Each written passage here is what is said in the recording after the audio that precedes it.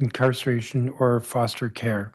Given that these students experience tremendous instability in their education and lives, in 2018, the council passed Bill 22-950, entitled Students in the Care of DC Coordinating Committee Act of 2018, to identify and recommend solutions to the challenges these students face.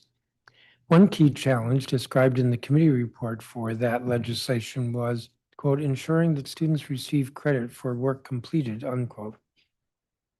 While Bill 26-0403 attempts to solve some logistical problems with student transition, such as timely sharing of documents, it also addresses the issue of ensuring students receive partial credits for academic progress. Many students in the care of DC are incarcerated for too short periods to complete full semester credits, and thus any academic progress is not recognized. The purpose of today's hearing is to hear public opinion on Bill 26-403 and to evaluate if and how it might solve the longstanding problem of providing students in the care of DC with academic credits for partial semesters and to support their transitions.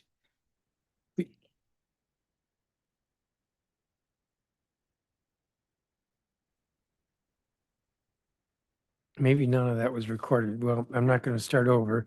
We have about 14 witnesses before we get to the public, to the government witnesses. For those who are testifying, those who are not testifying, those who are not even aware of the hearing but become aware of the hearing or have thoughts about the bill, the record for this bill will close at 5 p.m. on Monday, July 20th. That's 2 weeks from today. That's the record. That doesn't mean that we won't consider comments to come in after that, but we're required to file a record. If we get it before the 20th of July or before 5 p.m. on the 20th, we'll include it in the record. Otherwise, it will not be included. The legislation was introduced by Councilmember Zachary Parker and co-introduced by Councilmembers Robert White, Brooke Pinto, Anita Bonds, and Janice Lewis George. It was introduced last October 6th. And as I said, it was authored by Councilmember Parker, who is here. Councilmember, do you have an opening statement?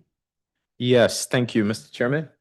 Today, I look forward to discussing the educational continuity for students in the care of DC Amendment Act of 2025, which I introduced as part of my Care for Youth plan. And it highlights the systemic improvements to school transitions throughout the district that are sorely needed.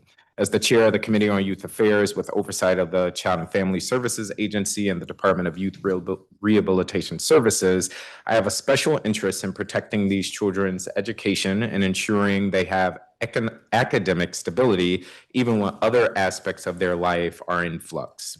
Students in the care of DC are an especially vulnerable part of our population that require tiered support and close hands-off between agencies. Right now, many students that enter and exit foster care or the juvenile justice system have difficulties successfully transferring academic credit and getting placement in appropriate grade levels. Due to the lack of coordination and guidance for this student population, many are forced to wait weeks upon release or to transfer or resume classroom education. Some are forced to transition to multiple schools before they find the proper placement. Many of these students have IEPs and are enrolled in special education services, and major educational disruptions like this are destabilizing and often result in significant learning loss. Not to mention, it puts these young people in a position where they're more likely to end up back in DRS in certain instances. This bill will streamline these transitions and empower every student to continue their academic journey without interruption. As we continue to face a truancy crisis in the district, it is exceptionally important to focus on measures that can boost school attendance and encourage students to graduate on time. This bill will bolster support for students in the care of DC and ensure they have the tools they need to succeed. Recently, the mayor and the deputy mayor for education released a set of recommendations designed by the Students in the Care of DC Coordinating Committee. Multiple advocate groups weighed in on these suggestions, including the School Justice Project and the Children's Law Center. The majority of the six-part policy framework contained in these recommendations are captured in this legislation, showing broad support for student transition support, cross-agency access to student records, and mandatory acceptance of transfer credits.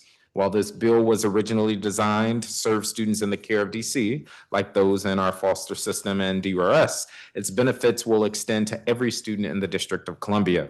This legislation establishes a uniform course catalog that lists every credit-bearing class offered at any secondary school in the district and calls for a uniform transcript procedure. These will provide greater transparency to the credit allocation process and empower students to choose courses aligned with their interests and future goals. This bill can therefore plug several existing gaps in our educational framework, helping students and families make informed, equitable decisions within the complex web of the district's schooling options. I look forward to hearing from both public and government witnesses to learn more about ongoing issues with student transitions and how this bill can be made even stronger. Every student in our city deserves the support they need to thrive no matter where they live or where they choose to attend school. This bill provides a structured yet flexible approach to ensuring educational continuity for all students, getting them back in school with the right supports as soon as possible. And with that, I look forward to today's hearing. Thank you, Mr. Chairman. Thank you, Councilmember Parker. So the way we set up the witness list, we have 3 witnesses at the beginning who are expert witnesses. Danielle Robinette, Senior Policy Attorney with Children's Law Center. Paul Beach, Associate Partner at Bellwether, who I believe is online, and Dr. Felicia Hayward, who is Deputy Chief of Secure Programs at Maya Angelou See Forever Foundation.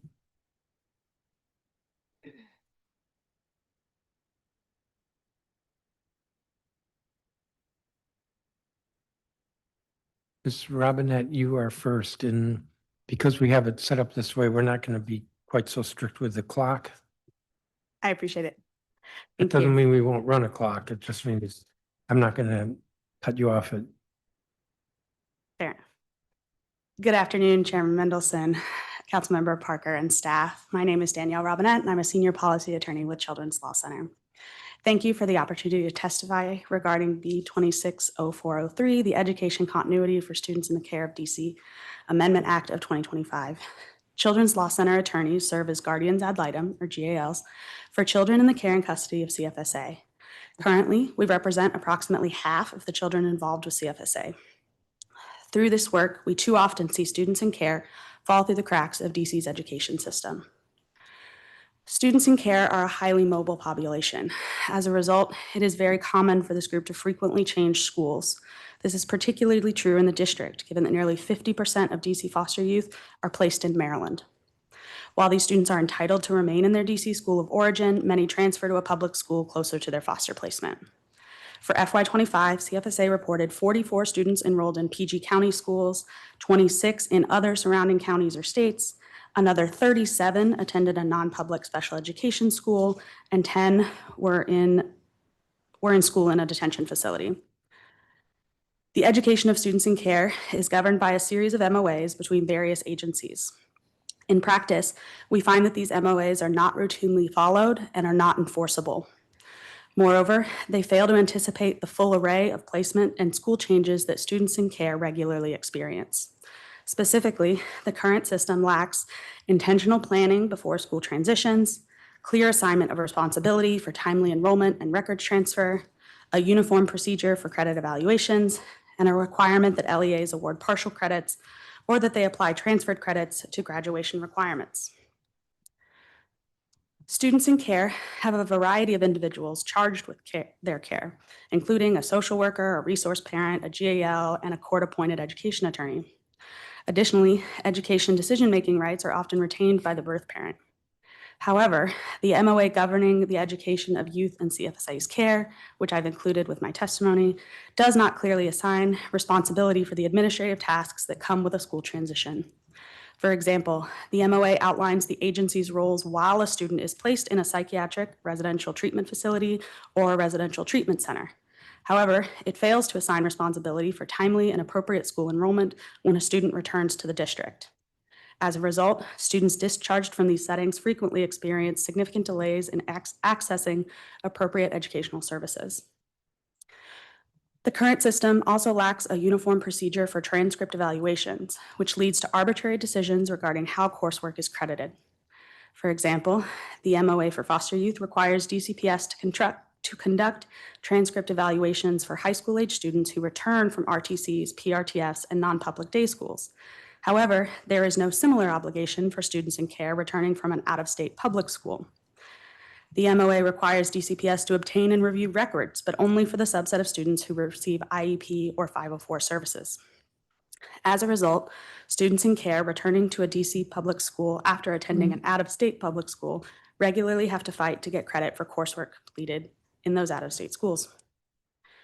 These are not just bureaucratic headaches. They are real barriers that prevent these students from completing high school. Later, my colleague Megan will share some case examples that demonstrate the real-world impacts of these gaps in the system. The Education Continuity for Students in the Care of DC Amendment Act of 2025 seeks to address these gaps by creating a more intentional system of support for the district's most vulnerable students. Specifically, the bill would establish transition teams to make sure all the relevant parties work together to plan before school changes. It would ensure students receive credit for coursework completed at previous schools, and it would connect students to the courses they need to progress towards graduation. The framework established by the bill will meaningfully improve educational engagement for students in care, which we hope in turn will improve long-term outcomes for these students as they enter adulthood and the workforce.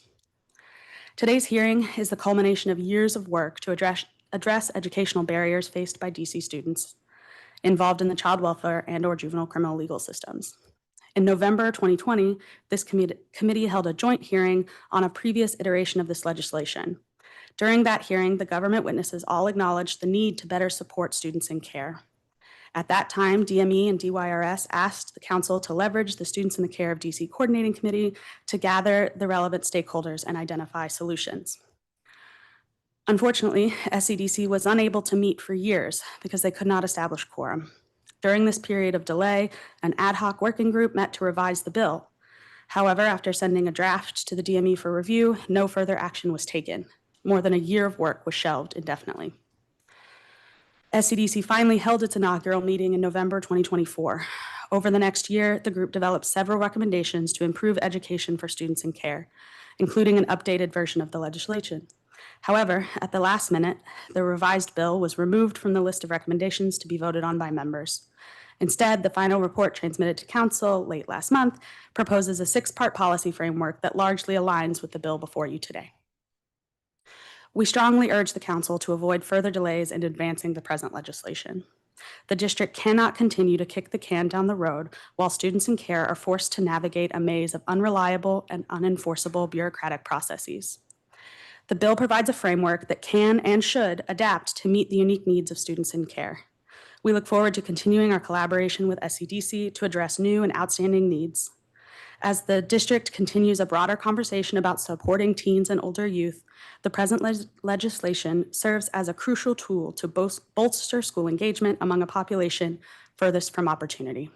Thank you, and I welcome any questions. Thank you, Ms. Robinette. Paul Beach, who's virtual. Good morning, Chairman Mendelson and members of the committee.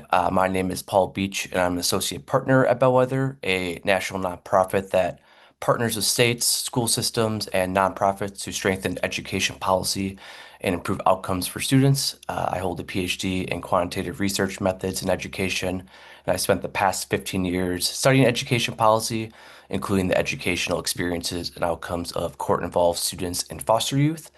I'm here because Bellwether led the policy design work in Nebraska that resulted in LB 296, which created a centralized record service for court-involved students. Over 9 months, we conducted more than 150 stakeholder interviews, visited 7 facility-based schools, and led a cross-agency working group through a policy design process.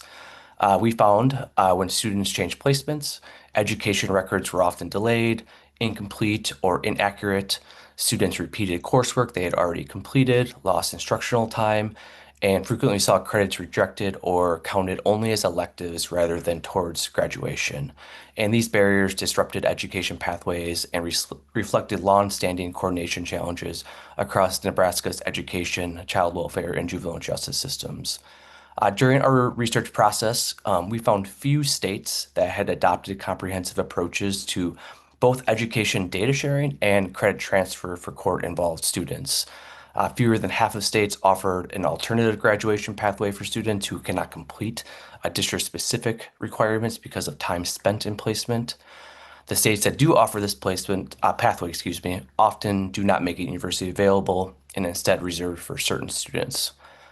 If enacted, Bill 26-0403 would place the District of Columbia among the few jurisdictions that have adopted a comprehensive statutory framework to address these longstanding challenges.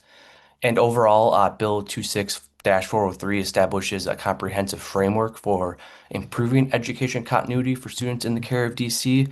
It creates clear timelines in enrollment and transition planning, designates school points of contact, establishes a transcript evaluation process, requires the awarding and transfer of academic credit, including partial credit, strengthens oversight through monitoring and public reporting. And these reforms address many of the barriers that contribute to disrupted schooling, lost credit, and delayed graduation for court-involved students. Based on our experience in Nebraska and elsewhere, I want to highlight 5 implementation considerations for the council to consider. First, the bill establishes a strong transition planning process, but its success will depend on clear accountability when transition planning requirements are not met, such as when required meetings are not held or timelines are missed. The council may want to consider establishing clear accountability for compliance with these requirements. In Nebraska, we found that effective data sharing often depended on individuals rather than a reliable system. And when that transition process broke down, students experienced delayed enrollment, incorrect course placement, and lost instructional time. Second, the bill creates a strong framework for record transfer, but again, successful implementation will depend on ensuring records are complete.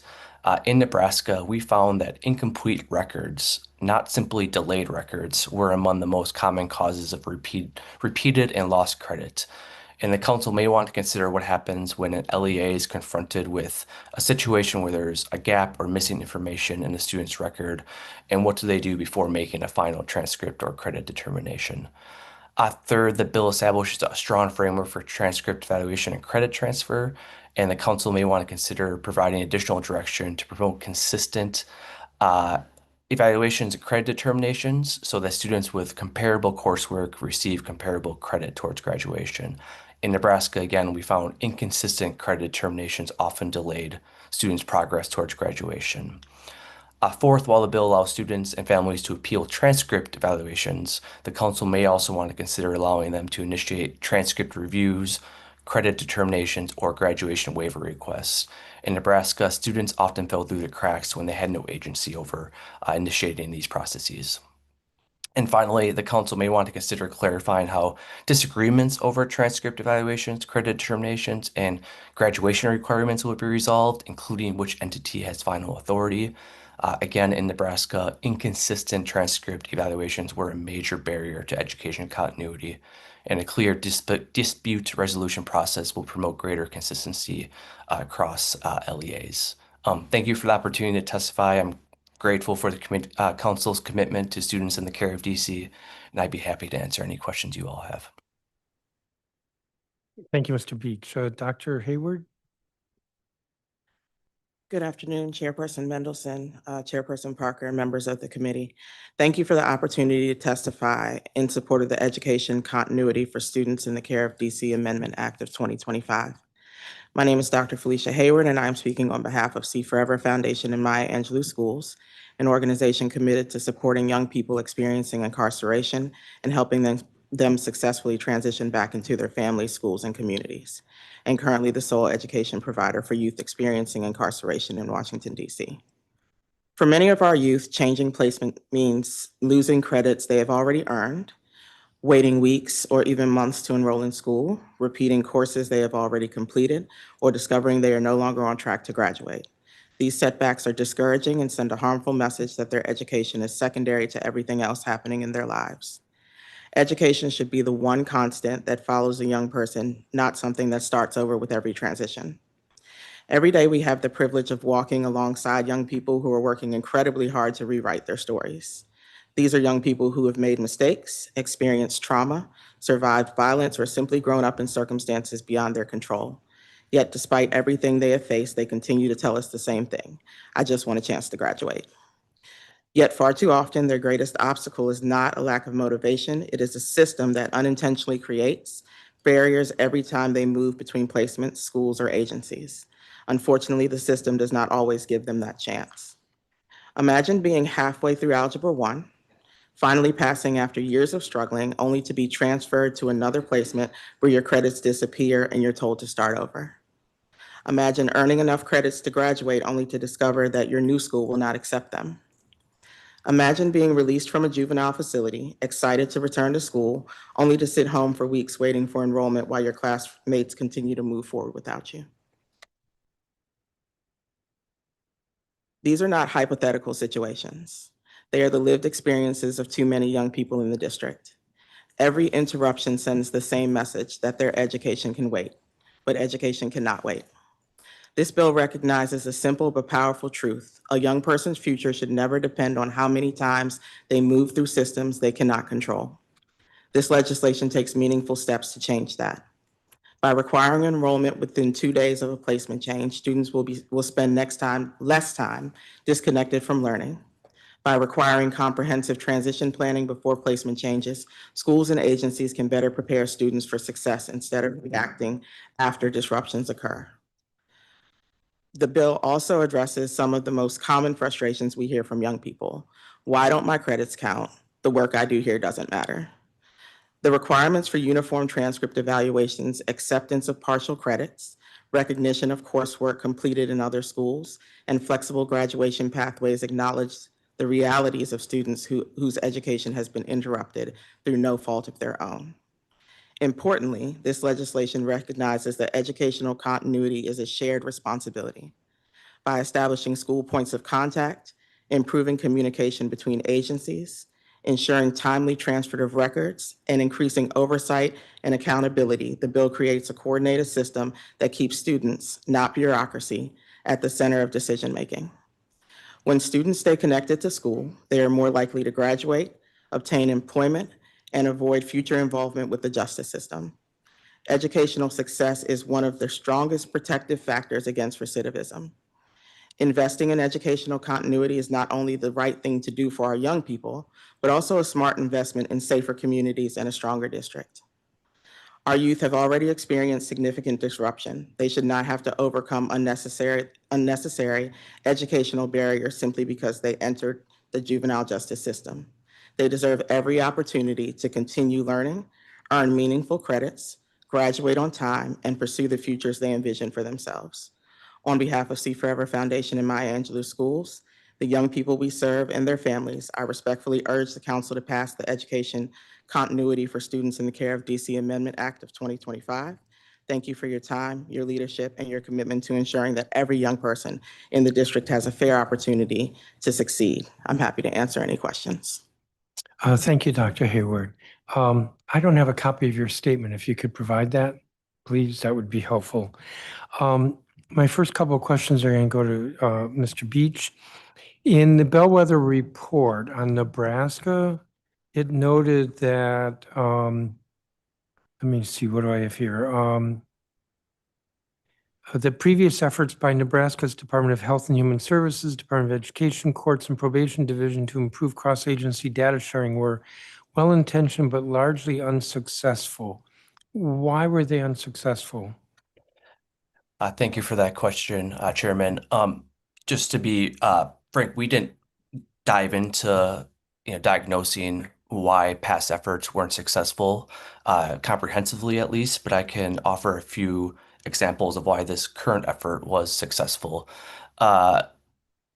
Previous efforts, I think, relied on some homegrown data platforms that really ended up creating more work for some of the folks working in placements in the 200 plus school districts across the state and in numerous schools. This current approach, what we relied on was convening a cross-agency leadership team within the state that included representatives from the Nebraska Department of Education, Department of Health and Human Services, courts, and probation. And that process, took about 3 or 4 months to really develop a shared understanding of the problem itself and to co-design a solution for fixing it. And I think that was really at the crux of what made this successful. We were there facilitating the process, but we weren't imposing a policy design or a set of recommendations on that group. It was really on them to come up with the idea that really fit their system the best. And that ended up being a centralized record service within the state. Previously, the state had to rely on a really diffuse system that was people powered. If a student transferred from across placements, whether they're going from a school to a secure facility and back to a school, that process really relied on an individual course counselor, school counselor, calling, emailing, faxing, sending hard copies of course transcripts to individual schools and districts, a system that just clearly wasn't working for students and resulted in significant delays, incorrect course placement, and led to a lot of frustration for students. So I think to answer your question, the previous efforts really didn't rely on a co-developed solution with all the different agencies involved. And I think that was at the crux of success here. In the course of implementing these reforms, were there some lessons learned as I'm assuming there had to be probably some course correction as you were proceeding? Yeah, I would direct you to Lane Carr from the Nebraska Department of Education's testimony. He gets into some of the early lessons learned. They're very early in implementation in Nebraska. And we spoke with them a few weeks back. And what I can share is, yes, there are significant challenges when you move to a system like this, a lot of upfront costs. I want to highlight some real advantages, though, of sort of that upfront work. I think what they are running into, and you can read in Lane's testimony, is issues with sealed cases presenting challenges and identifying students that are eligible for the centralized record service, out of state placements and partial credits, things we've heard about today already. I think the important part to remember, though, is uh, prior to this implementation of this new system, which again is just occurring now, basically, uh, there wasn't an avenue for even asking these questions. There wasn't a space for which the state could really interrogate a student's record, a court-involved student's record, and they have sort of shifted the mindset that we are now in the process of solving this problem. We have opened up the box, and now we can really go in and try to fix a lot of these little issues that will ensure that the system runs a bit smoother. So that I think is the big advantage of the system. Another advantage is that once this process is underway and transcripts are reviewed and you do it for one student, what we know is that students change placements frequently.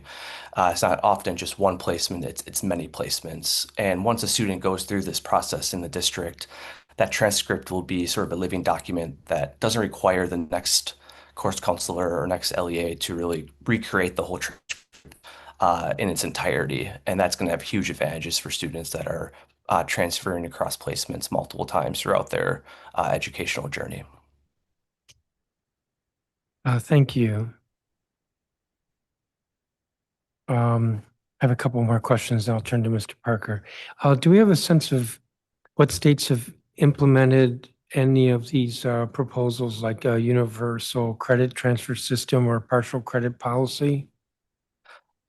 Partial credit policy, some states have. I don't have it right in front of me, certain policies. I know of very few states that have proposed a comprehensive data sharing and credit transfer system like the District of Columbia is doing here. Nebraska is probably the closest peer state in that effort. In our research efforts in Nebraska, we spent a lot of time at the outset scouring other states' statutes, talking with folks in those states, surveying experts to better understand, who's doing this well across the country. And it turns out very few places, if any, are doing it really well. So I just applaud this committee's effort for pursuing this really comprehensive framework because I think it's something that other states can learn a great deal from in terms of improving continuity for court-involved students. One last question for you. Do you have a sense of what the cost was for the state of Nebraska? I do not have, we didn't delve into the cost of the system. We developed a report and the policy recommendations, and then the legislature took up that report and ended up passing LB 296. But Lane Carr from the Nebraska of Education, I know will be able to answer that question in more detail than I can. Okay, and last question, which is for either Mr. Robinette or Dr. Hayward. Do you have a sense of the breadth of the problem here? Like how many students we're talking about? Ms. Robinette? Yeah, Children's Law Center, my answers are going to focus on students in foster care because that's kind of our area of expertise. I would say almost every client that is in high school or in credit-bearing courses loses credits at some point along the way. I'm trying to do some quick math. You figure there are 500 kids in care. Some of those aren't school age, but every single one that comes through has some sort of, either we're putting together old transcripts, our investigator teams are gathering everything and putting it together and working with schools to get credits, or a student is sent to a PRTF or similar such facility, and then the coursework they do there doesn't count when they return. So they, had that placement, and maybe for their behavioral health needs, that placement was appropriate. But because there's no planning ahead of time, they go off and they do whatever schooling that the facility has and then come back and later someone decides whether or not they get credit for it. I know that's not a great answer to your numbers question, but Well, except that it sounds like it's pretty much 100% of everyone who's. a foster youth mostly in high school, because that's where you're getting credit-bearing courses. Dr. Hayward, can you add to that? Yeah, so I think for young people, again, not entirely sure of complete numbers, but high school age students who are not entering high school initially, like not going from 8th to 9th grade, but if you've been in high school, I would say that the majority of young people will have an impact or have been impacted by credits not being counted when they have transitioned out of facilities into schools that don't accept partial credits. Let me turn to my colleague, Councilmember Parker. Thank you. Danielle, I wanted to come to you first. You spoke about the lack of enforcement of past MOAs between OSSI, DRS, and others, and them not being enforced. We also heard Mr. Beach talk about the importance of enforcement. Can you explain some of the impacts that the lack of enforcement have had in your experience and with the young people that you're working with? Yeah, absolutely. Thank you for that question. What happens with the MOAs is that they are agreements between the agencies. So the students are actually not party to those agreements. So when something doesn't happen, a transcript isn't evaluated or credits aren't considered, or someone misses a deadline for enrollment or whatever step they are in, there's no way for us as attorneys on behalf of the young person to pursue it. We can keep asking for help. We can keep asking DCPS, like, please reconsider the transcript audit that you did. But they don't have to, because there's no way for us to enforce it legally because the student is not a party to those agreements. If CFSA and DCPS disagree about something, there are mechanisms in the MOA for them to sort it out amongst themselves, but the students aren't actually party to those agreements. Got it. And Mr. Beach, I wanted to come to you. It was really helpful for you to name some of the lessons learned: enforcement, complete records, consistent credit determinations, young people having agency in credit determinations, and determining which agency has the authority to make the final decision. I think that one would be tricky in a DC context. The glaring answer for me would be OSSI, but can you speak more about enforcement? And what I'm hearing now is that there's different levels to it, as well as there's different players, the young person, advocates, lawyers, agencies. Can you just, in terms of your experience of what's worked well, go a little further on what we should be seeing in terms of enforcing any type of uniform course catalog or credit transfer? Yeah, I'll start by saying again that, in our survey of states, we haven't seen this done particularly well anywhere. But what the issue was in Nebraska that consistently came up as students would complete a full course or a partial credit, then transfer out of their placement to a new district. And again, the context is much different here. There are 244 districts in Nebraska, but the point is that often instead of accepting a core English credit from a student, a district would instead note it as an elective, and students would just pile up partial credits and elective credits and make no progress towards graduation. So when they returned, they might have accumulated a lot of credits, but they would get to their home district and be far behind in terms of their graduation pathway. And we heard from students constantly that that was just so discouraging. And they ultimately, directly from students say, we just sort of give up when we get to this point. And so I think from an enforcement perspective, I think the bill sets up a great framework for evaluating transcripts, appeal processes, and so forth. I think the crux is going to be the LEAs and whether or not they are going to accept those credits or not as core graduation requirements. So I think that's the mechanism that I noticed the most when reviewing the bill. Understood. Thank you. And then Dr. Hayward, can you share a little bit more on average how long it's taking Maya to receive transcripts, IEPs, educational records day to day? Sure. So I think it moves a little bit quicker, obviously, at New Beginnings because they're typically coming from YSC. I think when at YSC, it can take a little while, not for IEPs. IEPs, if they're in DC, comes from special programs, right? So everything transfers in relatively quickly. And if we can't get them, then we reach out to OSSI. But gathering records when students have been at multiple facilities could take weeks, right? It could take 2 weeks to figure out all of the different places that they've been, trying to gather everything from them, from family, from reaching out to the schools, from doing records requests. And that's just, again, in DC. When we get into students who are coming from other states, it can also take a while as well. Some areas have better systems where you can just make a request and hope you get it, but it really relies on the relationships that our guidance counselors make with other school districts and other LEAs can have an impact on how quickly we get records. Understood. Thank you.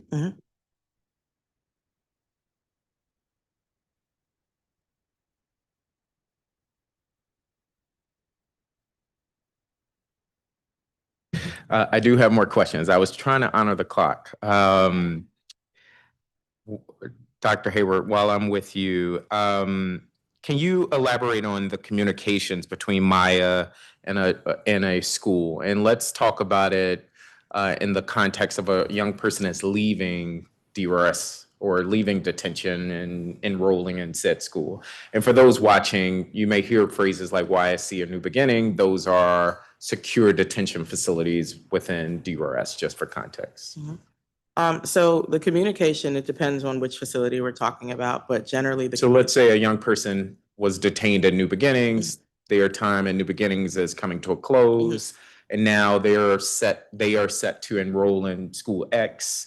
What is the communication like between Maya, the education server at DRS, and those schools so that the credit transfer process happens? Sure. So the communication primarily lands with our student advocates, who are the staff members who are responsible for transitioning young people back into the community upon release at New Beginnings. And then there's other communications that can happen between the special education coordinator and wherever it is that they're going, if there's a student with an IEP, guidance counselor. But generally, that student advocate gathers everything to make sure that the students can complete the enrollment process in whatever school it is that they're going to. And that involves, it's a little bit less involved when they leave at a time that aligns with the school calendar. So for example, if they leave at the end of a quarter, there's a lot less conversation that has to happen because everything is, you receive that credit or that 0.25. We issue 0.25 credit for a quarter. But when they leave in the middle of a quarter or at a different time that doesn't align with the school calendar, that's when there's more conversation because that's when we need to figure out if this credit is going to transfer. And oftentimes, if it's not a half a year, which is 0.5 for a half a year credit or one credit for a full year credit, it may not transfer depending on whether the receiving LEA determines that whether they'll accept that credit or not. Understood. And just to put a fine point on it, I'm assuming those coordinators are having to learn and have context for any number of curriculum offerings across DC. Whereas if there was a more uniform system, they would know how those credits would transfer or apply from school to school. Yes. So again, our guidance counselors spend a lot of time really trying to understand the different LEAs that our young people typically go to. A lot of times they do end up at similar LEAs, right? So it's like we can reach out to this person and say, hey, this person is leaving, this kid is leaving. This is what we have or what they've earned. But when it's a new LEA or when it's an LEA or when there's been transition at the receiving LEA and they don't have a relationship just yet, it can take a little bit of time. But a lot of it is really the relationship building and what our guidance counselors do and our school staff do to reach out to those other LEAs. Absolutely. Okay, Mr. Chairman, I have two more questions and then I'm done. I will just say as a follow-up, I remember visiting DRS and talking to the young people, and it was a heartbreaking story of a young man who had recalled being in detention several times at DRS. He leaves, is set to enroll, can enroll in the school. I'm not going to name the school, drops out, ends up back in DRS. And so what may seem like trivial windows of time could be a very precarious situation for young people that need stability and support. And that's, again, why this is so important. And even though we're talking about DRS, I was just handed this article. I haven't fully read it, but about a young person years ago that thought they graduated, enrolled in a university only to be told, actually, you didn't graduate. Again, just kind of underscoring why is this an issue and why is this important? It's not just for DRS young people, although that is important enough. It is an issue. Two more questions and I'm done. Mr. Beach, I wanted to come back to you. In your September 2023 report on shared strategies and examination of Bellwether School Cohort Program, your team noted that as school systems become more complex, there is a distinct need for improvement in strategic planning, which can serve as a North Star for school leaders. Does this bill's emphasis on pre-transition planning and transition teams capture the benefits of this type of improvement planning recommended by your organization? Yes, I would say that the transition planning process is comprehensive in terms of the committee, the members of that transition planning team, the school contact, and the process that has to be undertaken to ensure there is continuity for students in the care of DC. I think, that report I'm actually not as familiar with, but another report that we have written that is very similar to that, one of the two things that we often recommend is a continuity of people and a continuity of information are just key for this population of students that are ultimately in sometimes a handful to dozens of different placements throughout their educational career. And every time they move from placement to placement, as we've heard from Dr. Hayward and Danielle, that information is lost, there are delays, and those delays just keep compounding and adding up to a point when a student gets in high school, they're so far behind often that they have just sort of given up. Another piece that I think that continuity information and people is just so important is that we know that many students in this population often have gaps in their academic history. And what I was alluding to in my earlier testimony is that we found in Nebraska, a school counselor might be presented with a situation where they don't have the past 2 years of educational history, and they're not quite sure what to do in that situation. And I think this process that the District of Columbia has set up will help alleviate that for students, create a process for investigating where a student was, what courses were they in previous to their current placement, and will just help accelerate their transition into their new school or new placement. Awesome. Thank you. And then last question. Thank you, Mr. Chairman.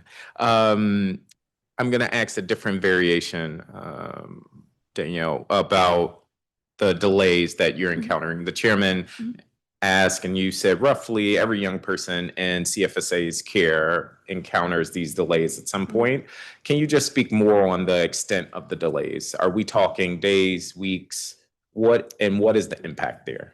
And Thank you for the question. I think it depends a little on the type of school transition. So if they're transitioning back to a traditional public school or a charter school, the delays tend to be a little bit shorter, maybe a handful, a week or so.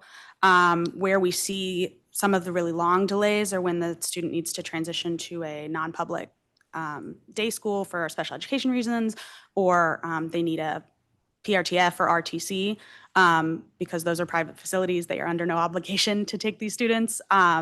And some of them are very highly specialized. And so you have to find the right one that meets that student's needs. And we can see students wait weeks, months with no placement.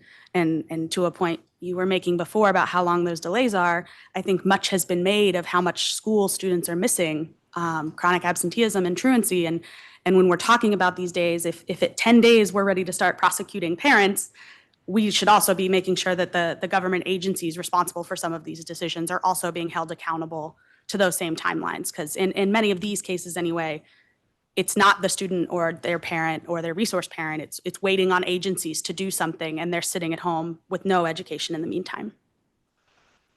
I'm going to leave it there, but thank you all for your testimony. Really Thank you. insightful. Thank you, Councilmember Parker.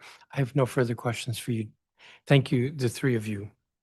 Going to turn to the next set of witnesses. Noah Doherty, Director of School Talent and Academic Strategy at the DC Charter School Alliance. Katerina Simonova, Special Counsel on Legislation and Policy at the Public Defender Service for the District of Columbia. Claire Liebert, who's just listed as a public witness. Why are you hesitating? Oh, Tao Bell, Deputy Director of School Justice Project.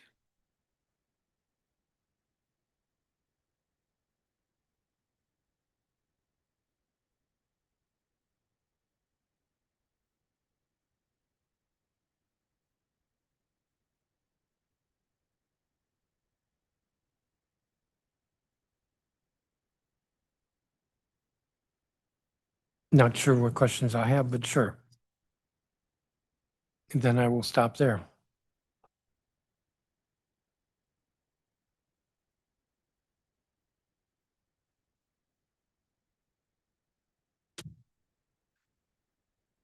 Noah Doherty.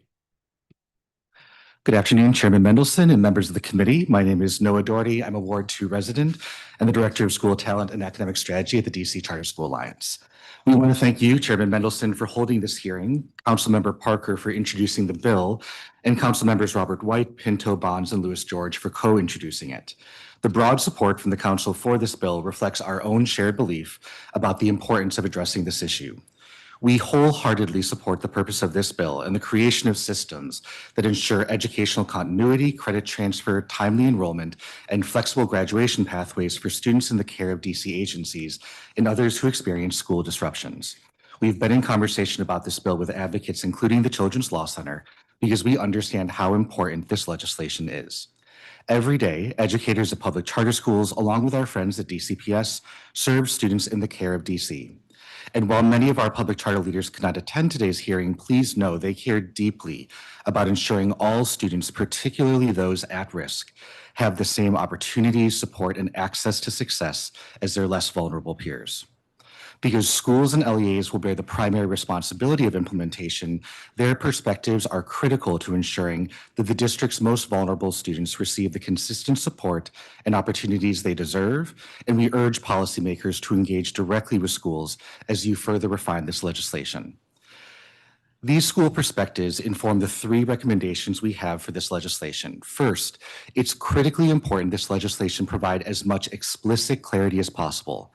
For example, there are actions where the owner is clear, such as the outlined responsibilities of the LEA point of contact, and there are other actions without this clarity, including which entity is responsible for convening transition meetings and distributing transition plans. Furthermore, this legislation creates local definitions for federally defined terms, such as FAPE, and new terms, such as awaiting placement, that lack clarity. We want schools and agencies to effectively implement this legislation, and precise definitions and timelines are critical to that goal. Second, we believe a transition team is critical to ensuring educational continuity for our students, and we don't want scheduling challenges to impede that work. We know from our experience with IEP teams that the more participants you involve, the more challenges you face convening them, especially on short notice. We would encourage more flexibility so the teams can make important decisions quickly and aren't delayed by scheduling challenges. And finally, we believe a strong data infrastructure is key to achieving the outcomes of this legislation, and that OSSI should have the resources necessary to ensure smooth data sharing between agencies and LEAs. A strong data sharing system will ensure students are placed in appropriate courses, transition meetings are smooth and supportive for students, and the partial credit can be awarded to help students graduate on time. Thank you for your time, and I welcome your questions. Thank you. Katerina Semyonova?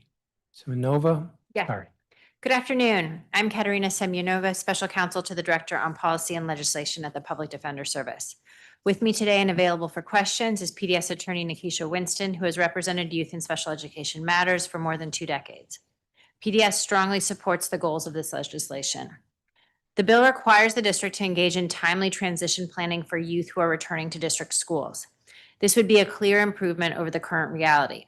Youth who leave YSC or New Beginnings often have to wait weeks before getting enrolled in school. They don't know which school they can attend or which school can meet their special education needs. They leave DYRS custody without documents showing the work they completed while detained. Without these documents, community schools are unable to place them in the classes that they need to graduate.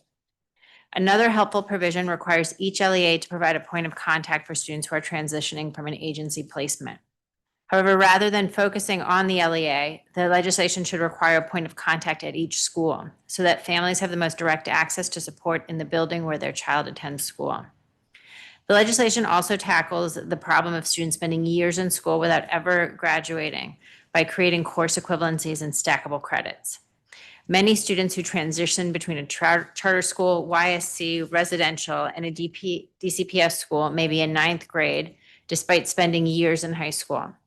This is because the district has 67 LEAs, each with its own courses and requirements, and credits do not typically transfer between institutions, leaving students stuck in a credit deficit.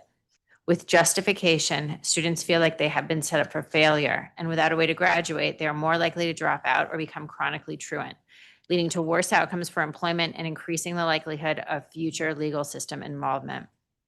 One important solution to problems regarding credits and transition planning, which is not included in this legislation, but should be, is a requirement that charter schools and out-of-boundary DCPS schools re-enroll youth who return from detention or other placements, or not unenroll them from the community school in the first place.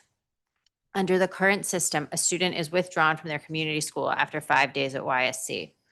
The original school then has the discretion to allow re-enrollment. Youth who have missed just a couple weeks of school while detained and have been cleared of all charges may have to re-enroll in a boundary school that they expressly avoided through the lottery. Being forced to attend a new school, typically after the school year has already started, adds stress and another barrier to education. It may also increase family burden by separating siblings. Further, when youth are in a non-public school placement because a public school cannot meet their special education needs, they have to restart that entire placement process. It can take months and extensive litigation for the child to return to the non-public placement that school personnel agreed the child needed because the public school was not able to meet their needs. This is also a problem for summer school. Youth who leave YSC after the school year ends cannot enroll in a community school until the fall and therefore cannot go to summer school. Another complication of withdrawing the child from their community placement is that the prior school loses access to the child's records and loses the ability to continue working on reports related to the student's special education needs. Thank you for advancing this important legislation. We look forward to the opportunity to work with the committee as this legislation moves forward.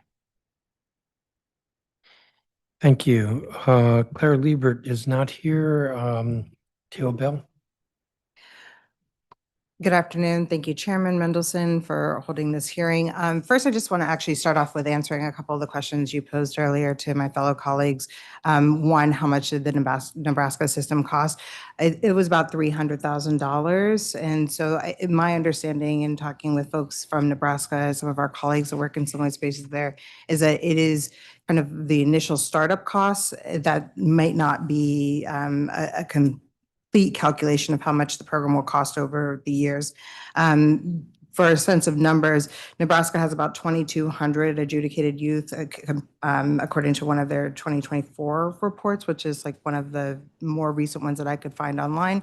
We have about 9,600 young people in the care of DC, which also includes CFSA young people. So Nebraska system does not. So, and that's based on the SEDC report that was just released at the end of June. I think that is something to take into consideration as we think about, what the real cost of this might be, which I understand it's a tough fiscal year.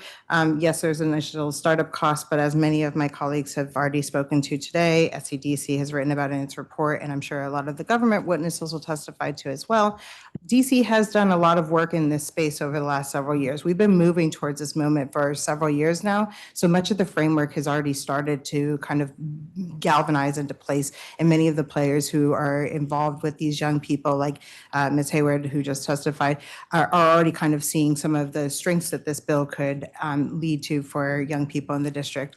I just want to Why do we have 4 times what Nebraska has? So one, Nebraska doesn't count youth in foster placement and as part of that calculation. So that's just the adjudicated young people. That's not the petitions as well. So I think that our number is a bit more inclusive of various folks in different settings.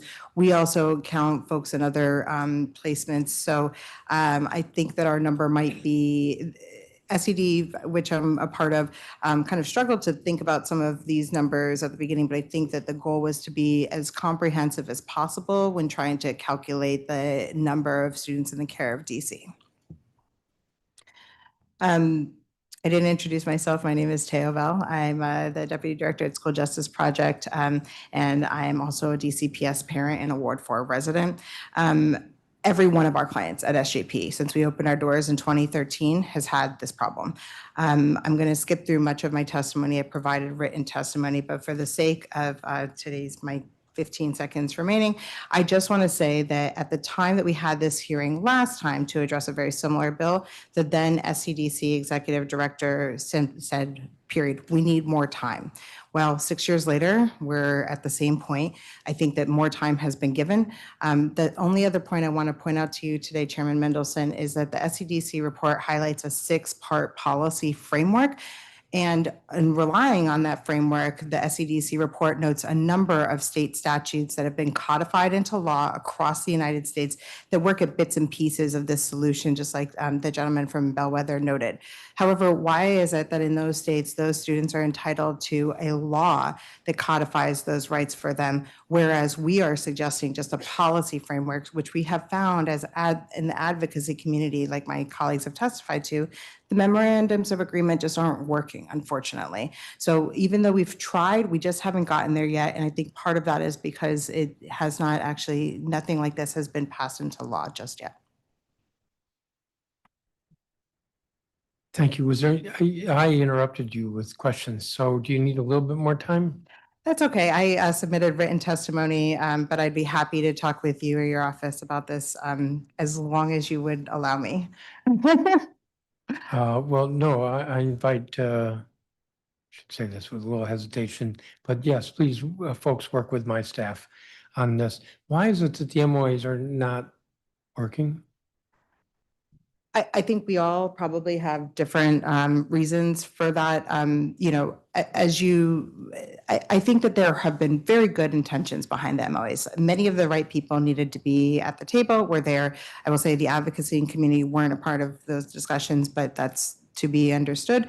I think part of it is that the agencies, the actual agency staff, one, in my experience, are not trained on the MOA. They don't really understand exactly what their obligations are. And two, I think that sometimes, unfortunately, unless something is kind of written into law, it's not understood that those are also obligations that the agency's staff must undertake. If the MOAs would have been complied with, I think that many of the situations that we've seen, certainly at School Justice Project over the years, could have been avoided. So why does that give me optimism that our adopting legislation will have a better outcome? Because the MOAs, while they are goal-oriented, I don't know that they are actually prescriptive enough. So one of the intents of this legislation was to provide a lot of specificity to ensure that any questions that, could be raised about this population were answered in the legislation, to ensure that the folks who are on the ground had real-time access to, take a look at the legislation, see what the process was, what does a transition team look like, who needs to be a part of that conversation, who needs to be a part of what does the course catalog look like, and how can the agencies ensure, or also make sure that the agencies understand that across like the 65 LEAs that we have in the district. I think that everyone who works with these young people is incredibly well-intentioned, but also busy. And so I think creating some type of structure that is in place, that the agencies and the LEAs can make sure that there is some type of framework that's adopted, so that a policy within that LEA can be adopted and that school staff are trained on, that will actually ensure that this bill performs as it's supposed to, and that young people actually are able to reap the benefits of it. See, I asked a question because I think that an issue with implementation, whether it's a law or an MOA, is agency commitment. The MOA is actually negotiated by the agency, right? Correct. So you would think that they would have commitment. A law that we pass isn't necessarily bought into by an agency, so it seems like commitment might be a little bit more tenuous. I mean, I think part of the challenge here is that I think there's a bias against kids who are in this care of DC. And so the agency's got to have a commitment to it. I'm not saying an MOA is the right way and that a bill is not. We have the bill before us, and I certainly want to work on this.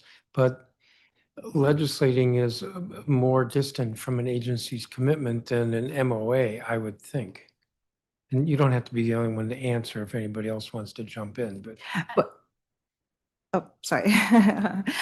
So what I will say on my part is I do actually, I work with the agency staff just about every day. I will say, I do think that it's a tremendously committed group of folks. I do also think that there are areas where the agency staff probably need to devote more resources in this area to these particular student populations in order to make sure that they can effectuate the aims of this bill. However, I do think that that is one of the kind of positive outcomes of actually codifying law. I will also say that the fact that SEDC has been able to come this far, though stopping short of fully supporting a codified piece of legislation, really shows that the folks that are at that table, which is basically every agency that interacts with these young people, are committed and are willing to engage in that conversation, but really are looking to the council, I think, for more instruction on how specifically to do that and what is most important for council in order for when they have to prioritize what they are and are not able to do. Ms. Winston? Yes, I think the answer boils down to there being a lack of enforcement. The MOAs were great frameworks for what should happen, but when it didn't happen, there is no way to make it happen. And so I think Mr. Beach was correct in his prior testimony about that is one thing that's missing from this bill is actually an enforcement mechanism. If we had some sort of dispute resolution portion of it that allowed us to actually enforce making sure that transcripts actually happen, making sure that meetings that new schools were actually designated. There's no way for us to do that. We can just point to the MOA and say, well, the MOA says you're supposed to do this, but there's nothing to force them to do it. And that's lacking from the bill. So what would you suggest?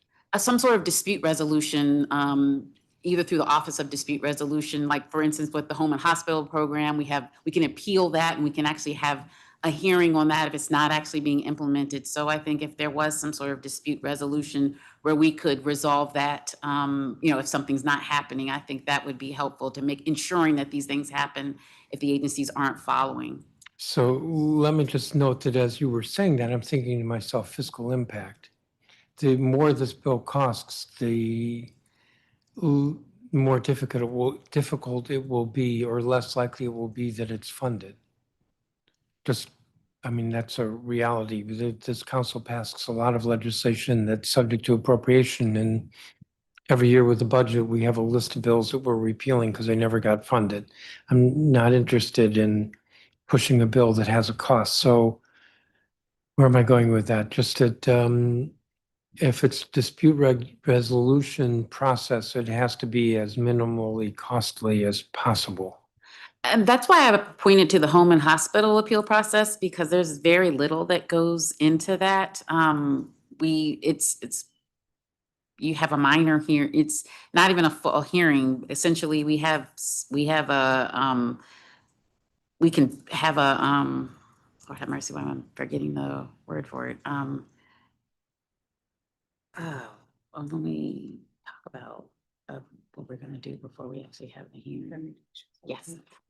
Mediation, we'll have our mediation sessions, and usually they're resolved there. So there isn't a whole lot that happens in terms of having these hearings, but I think that if there was something where we could actually say, hey, we didn't get invited to a meeting, there was nothing in place in terms of a school placement, it would allow us to be able to enforce these things so that they could actually happen for students. One other question. So there's some criticism that the bill is too prescriptive. Any response? I can respond to that. So the last time around when we did this, we heard the opposite critique, actually, that the bill wasn't prescriptive enough. And so, and that it lacked a lot of detail. And even today with the bill that Councilmember Parker introduced, his team did a fabulous job ensuring that there was a level of detail that was not previous before. But I think even today, you've heard through the testimony that's been presented that there are still areas that probably need to be accounted for in markup. However, I think that prescription is the way to go here because without that, I think the agency staff and school staff on the ground kind of, are left in a position of wondering what else they were supposed to do in order to be compliant. Having a level of prescription like this is kind of akin to something like, the IDEA, where you have not just a lofty set of goals, but also a set of procedural safeguards to ensure that everyone along the way knows exactly what they're supposed to do and when, so that no questions can be, left to school staff who are, again, just trying their best to, work with as many students as they can. Any other comments? Yes, Mr. Doherty. I would only add that I think we very much agree that I think the level of prescriptiveness that ensures that LEAs aren't trying to interpret the law, right, and make sure that they're doing things correctly, we would support. One area where we think that there more flexibility would help to better meet the intended outcomes of the bill is around the transition team.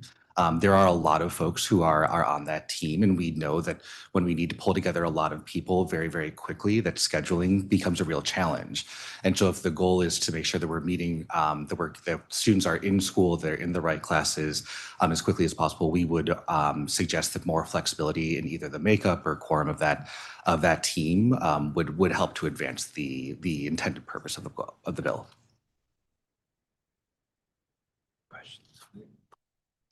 I don't have any other questions for you at this time. Thank you all very much.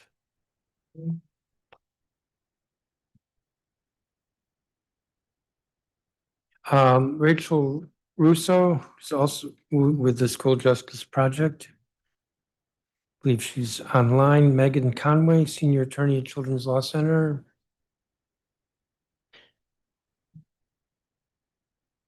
Maria Bloyer, Director of Programs and Outreach at Advocates for Justice and Education. TD Davis.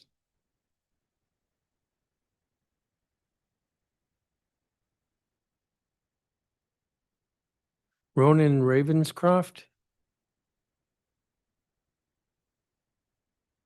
Ronan Ravenscroft. Jessica Giles, Executive Director, Center for Strong Public Schools Action Fund. Kyla Woods, Associate Director of Policy and Outreach at Open City Advocates.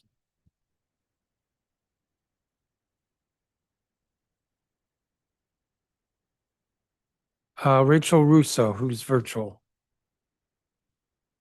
Good afternoon, Chairman Mendelson and Councilmember Parker. My name is Rachel Russo, and I'm a special education attorney and the Director of Operations at School Justice Project. At SJP, we represent older court-involved students with disabilities during incarceration and throughout reentry. Thank you for the opportunity to testify today in support of Bill 26-0403. One of the most frustrating conversations I've had in my career was one of my first meetings with a client I'll call Kevin. At the time, 18-year-old Kevin was committed to DYRS. When we met, he was excited. He told me that someone had looked at his transcript and said that he had 25 credits, more than the 24 required to graduate. He thought he was finished with high school. But he was also confused because no one at his previous school had ever told him he was about to graduate.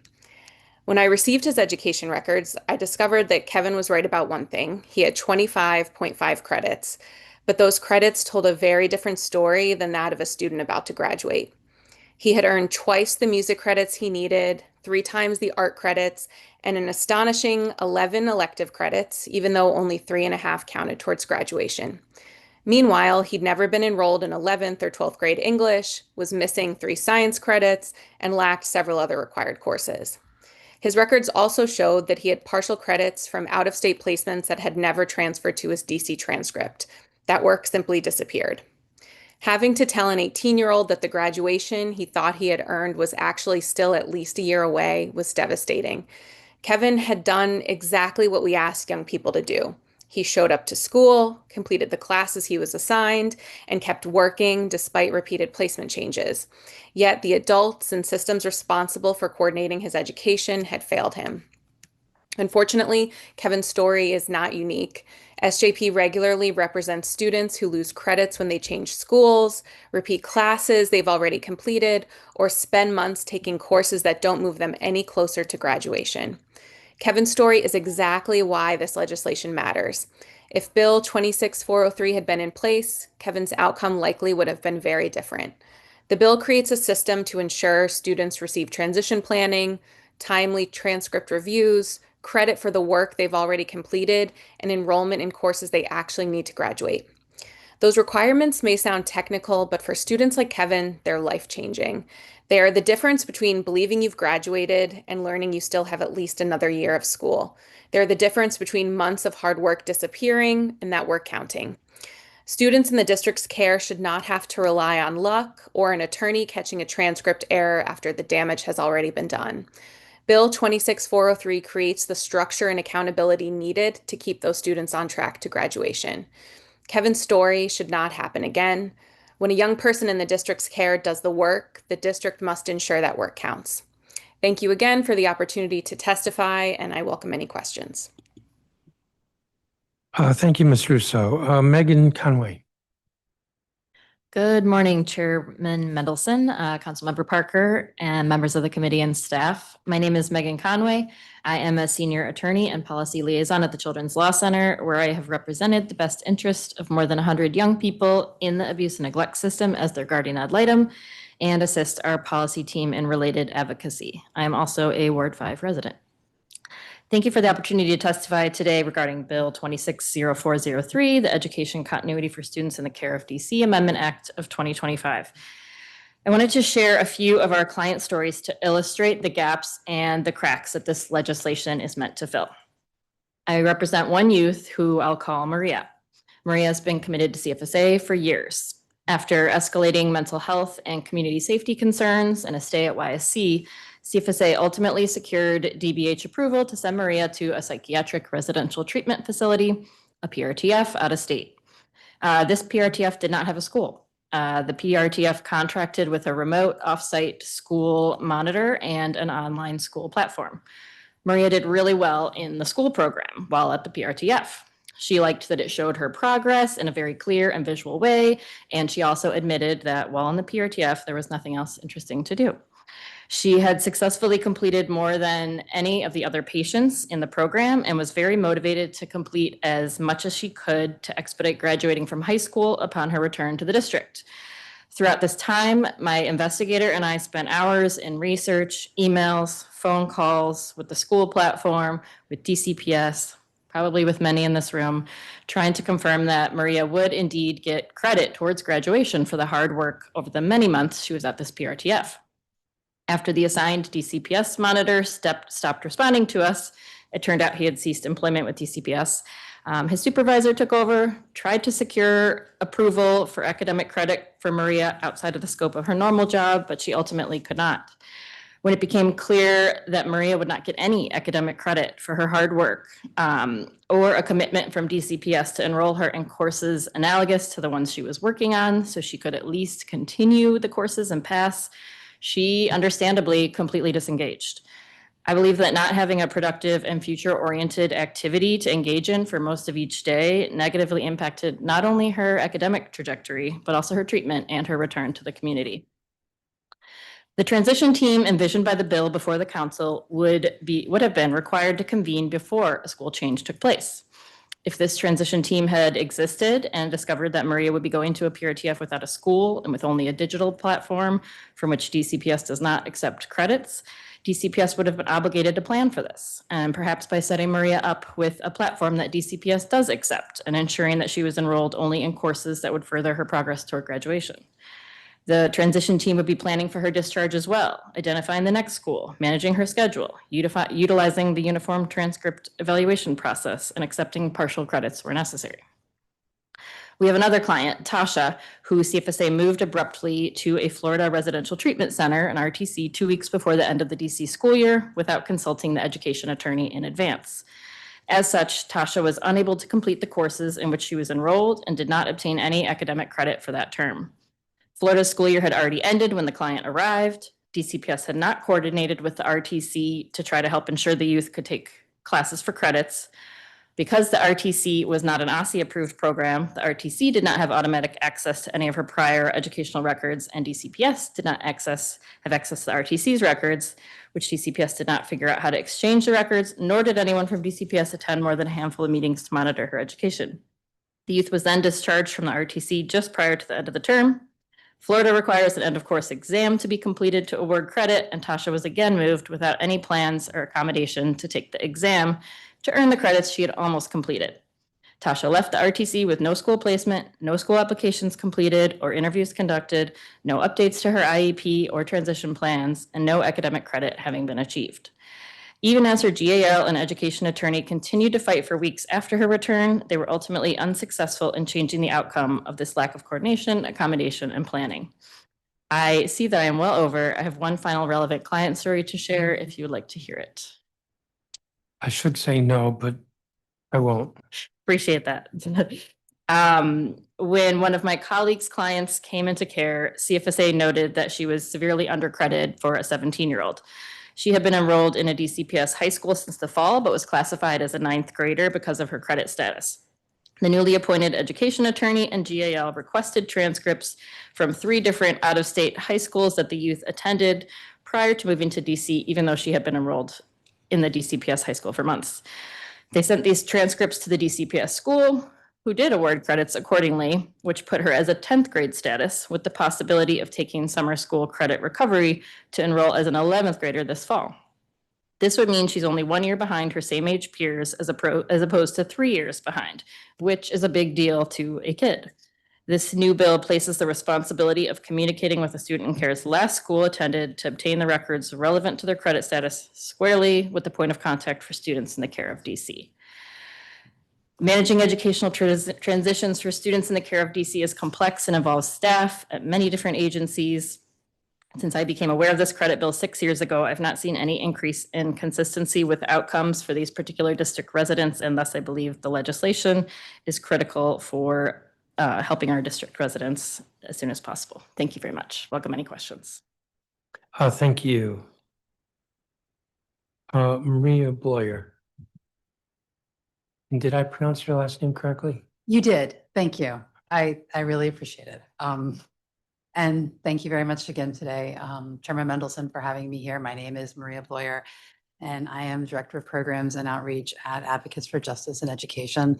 I very much appreciate the opportunity to talk about this legislation, and I appreciate Councilmember Parker and all of your co-introductees for this tremendous work. This is important legislation, and it's important not just for the children we've been talking about today. Our court-involved kids and our system-connected kids. This legislation creates really important infrastructure at the state level that will support the better educational outcomes for all DC children. And I think it's really important to remember the fact that right now in DC, there's not a common core catalog, and there's no common definition of what certain classes are. And LEAs aren't required to have a protocol for when they're reviewing transcripts from other students.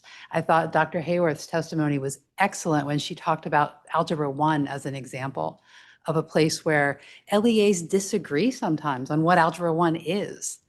So I'm excited about this legislation, not only for the court-involved students and the system-involved students that it supports, but also what it means for all students in the district. We need that uniform course catalog. We also really need, some continuity and flexibility regarding transcript reviews. LEAs need to have a policy. This legislation requires that they create a policy, and then it requires that they implement that policy. And that's important.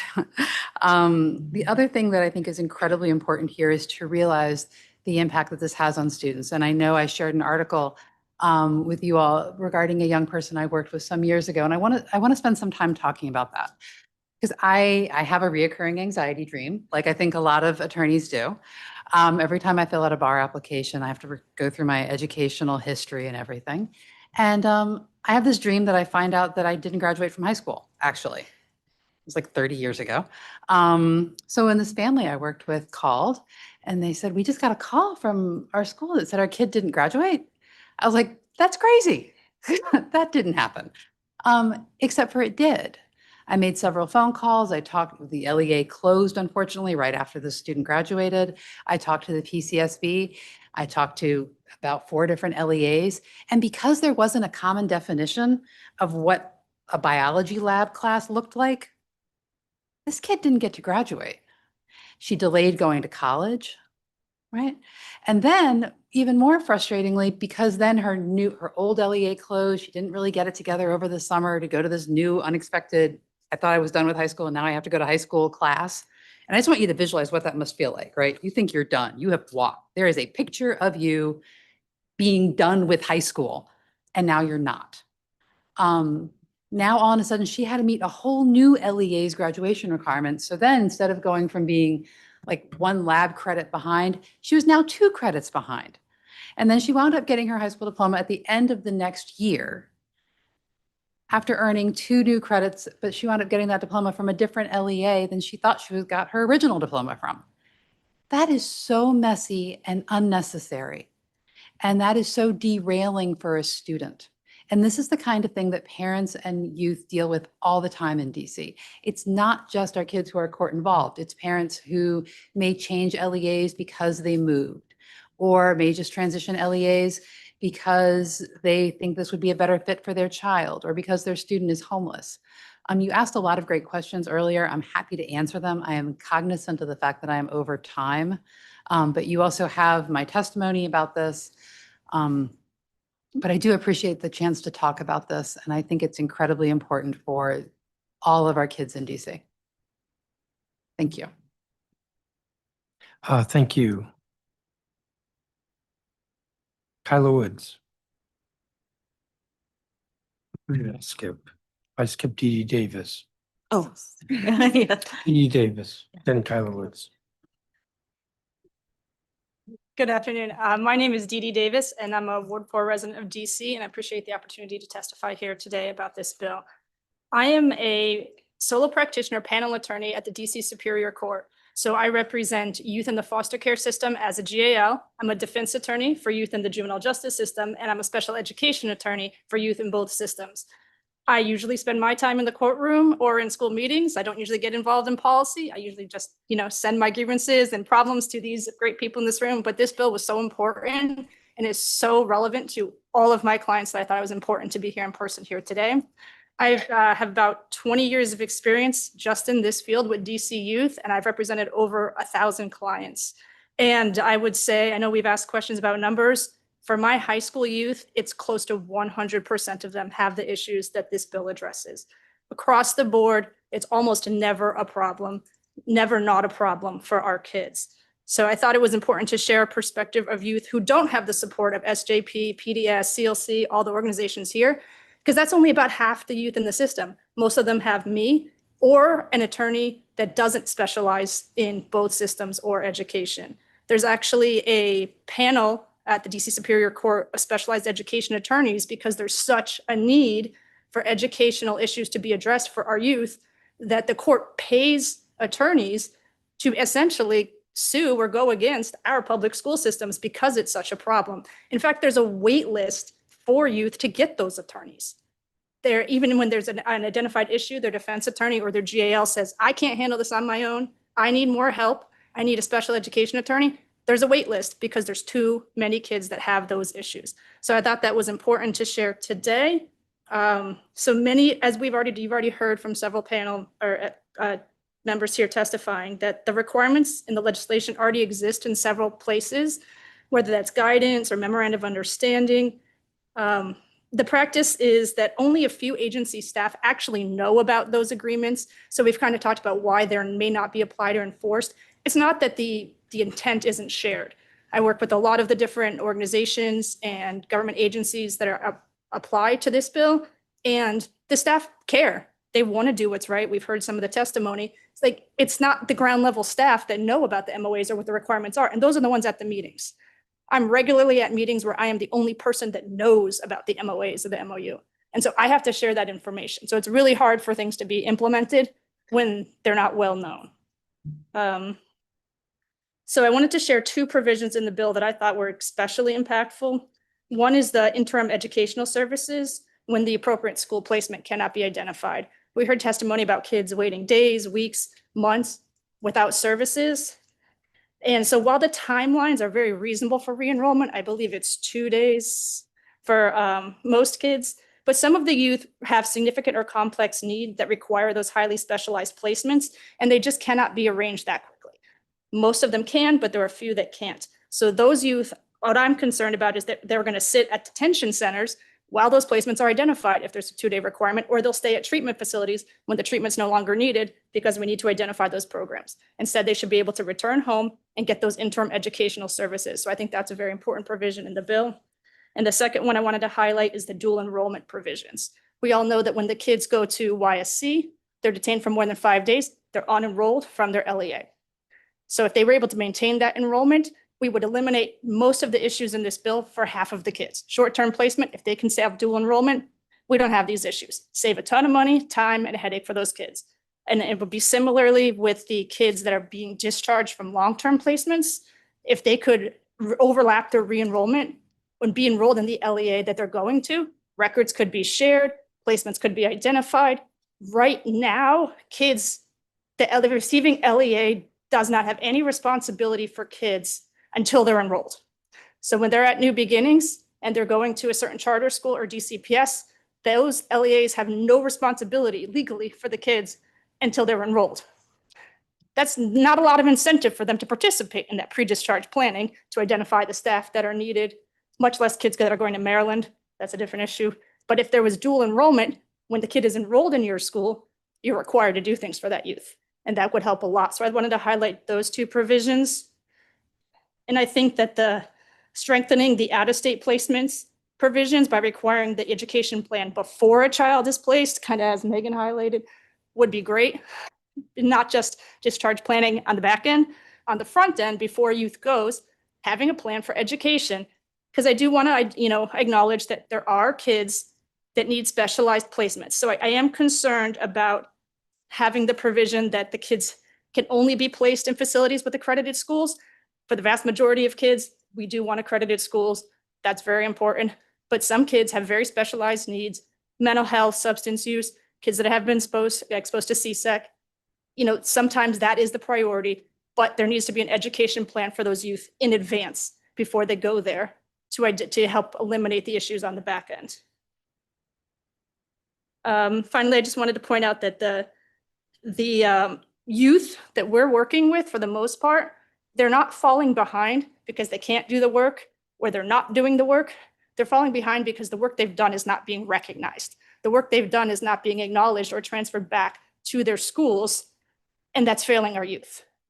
We all know that the value of the high school diploma and the recidivism rates, the employment rates for those youth, and by us not having a mechanism for our youth to continue on their path to graduation, we're further perpetuating those statistics. I actually was very disheartened to read the Aussie testimony about the data and the numbers for our youth in the juvenile justice and the neglect system.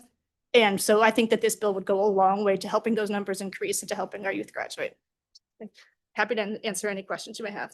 Thank you. And I don't have a copy of your statement, I can submit it. if you would, please.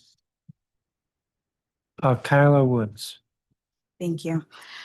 Good afternoon, Chairman Mendelson and members of the Committee of the Whole. My name is Kyla Woods.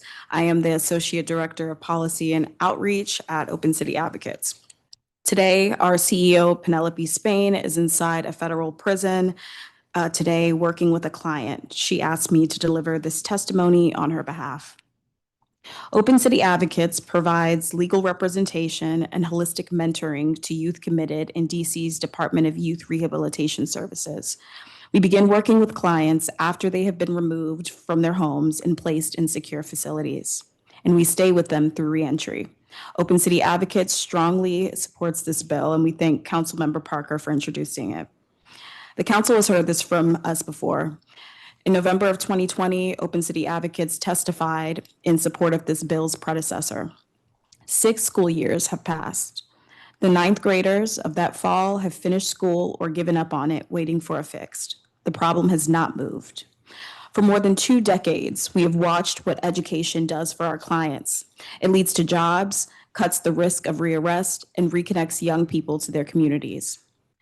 One of our clients completed his GED after years of disillusionment with school and multiple DYRS placement disruptions.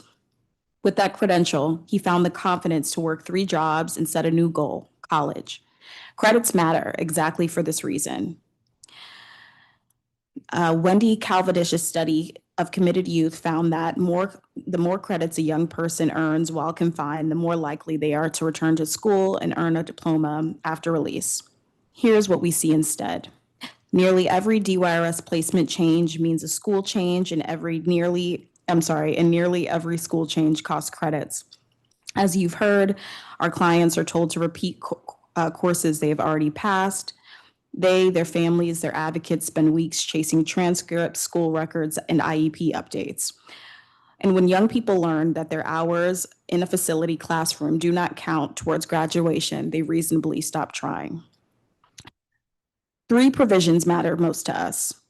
A transition team, an IEP-style team for credit transfer so that a student has an education plan upon placement changes. Something that others have said as well, that it's extremely important, is a uniform course catalog. Aussie's catalog and equivalency table means that DCPS, public charter schools, and non-public public schools can finally speak one language about the courses our students earn towards graduation. Enrollment within 2 days, as has been mentioned before. Our hope is that no student sits at home losing momentum. One more provision that matters to us is stackable partial credits. They mean that the work a student does in any classroom counts somewhere and keeps counting until the course is complete. Chairman Mendelson, we know you want evidence that this bill is universally applicable. It is. Our clients are the stress test. They move more often with less warning and with more agencies involved than nearly any other student in the district.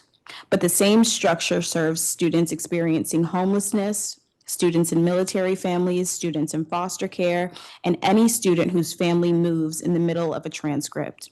This is why we work alongside education advocates year after year. These problems come up for our clients again and again. A system that can move credits for a young person leaving a secure facility can move credits for anyone. We understand many details will be worked out at markup. The core of the bill must survive it. Transition planning, one course catalog, and fast enrollment. Our clients have waited 6 years. We urge the committee to move it. Thank you for your consideration, and we are available to answer questions via email in Ms. Spain's absence. Thank you. Thank you. I have just a couple of questions. Ms. Davis, you spoke about dual enrollment. What do you mean by that? Sorry. When our youth are detained at YSC for the 5 days, whatever LEA they came from, they're withdrawn and then they're re-enrolled at Angelo. So they end one enrollment and start a new one, and then they have to transfer back. So I want the dual enrollment that the bill would allow is to maintain enrollment at your prior LEA and the current LEA. So therefore, both can access your records. So we don't have to then, when you leave, YSC 5 days later, your charges are dropped or decided that you can be in the community. You don't then have to go re-enroll somewhere else because some charter schools don't have to allow you to come back, or your out-of-boundary school doesn't have to allow you to come back. So if you're going back to your neighborhood school, you then have to re-enroll, and then your records from your first LEA and from Angelo then have to transfer to that school. If you can be enrolled in both places, it's seamless. None of that has to happen. Got it. And let me see, Ms. Conway. You described, let me see. One of the individuals, Maria, you said at DC, let me see, Maria would be going to a PRTF without a school and with only a digital platform from which DCPS does not accept the credits. DCPS would have been obligated to plan for this. Doesn't that create a fiscal impact? A fiscal cost to DCPS? So I'll have to, in my experience on this case, one of the things that we learned was that DCPS does accept certain other online platforms, and just that they did not accept the particular one that PRTF used. So if we had planned for, I don't think that would create, I'm not sure how much money that would create to enroll one extra student or paying for an extra profile in the platform that DCPS already uses somewhere. I don't see how that would create a significant fiscal impact. Does that make sense? It makes sense. I still wanted to ask the question. Okay. I mean, again, I want to be mindful of where there could be a cost. Right. Presumably if DCPS accepts credit from those, that means some other DCPS schools, correct me if I'm wrong, or maybe in their Digital Pioneers Academy. Let me just stop there and let you ask that question to someone who knows more about what DCPS offers. But from where I sit, it shouldn't cost more than adding a student profile on and planning for them to be enrolled in the proper program. Yeah. Ms. Blair, you were being pointed to. Do you know more about this? Well, I think it's really important to recognize that right now, DC is paying a lot of money for classes that don't count. So there is a built-in savings with this legislation because, the young man who's got 7 art classes, we just wasted the cost of 1, 2, 3, 4, 5 art classes because you only need 1 art class to graduate. So there is a built-in savings to having a more rational credit obtainment process. And I don't want that to be disregarded in this conversation. It's saving children's time, but it's also saving the district's time and money. Now, you said there were some questions that I asked earlier that you want to answer? Well, I just want to flag that I think the re-enrollment issue that both DD and PDS raised is really important because we also waste a lot of time and money when kids are coming out of facility, not being able to re-enter their school. So I think that's a place where there's money that can be saved. And I also just think it's really important to realize this is a universal problem. This is not a problem just for our most involved students. I think my colleague from Open City Advocates said it really well. It shows up really clearly with our court-involved kids, but it's a problem for all of our kids who have any kind of movement between LEAs or who come in and out of the system. I think you're right. It's a problem for military families as well. But yeah. I just added one thing for the PRTFs. If the student has an IEP, the district is paying for that education at that PRTF that doesn't count. So it wouldn't be an additional cost. It would just be getting your money's worth for credits that'll actually transfer back. So when a youth is placed by DYRS or CFSA and they have an IEP, that cost is being funded by the district.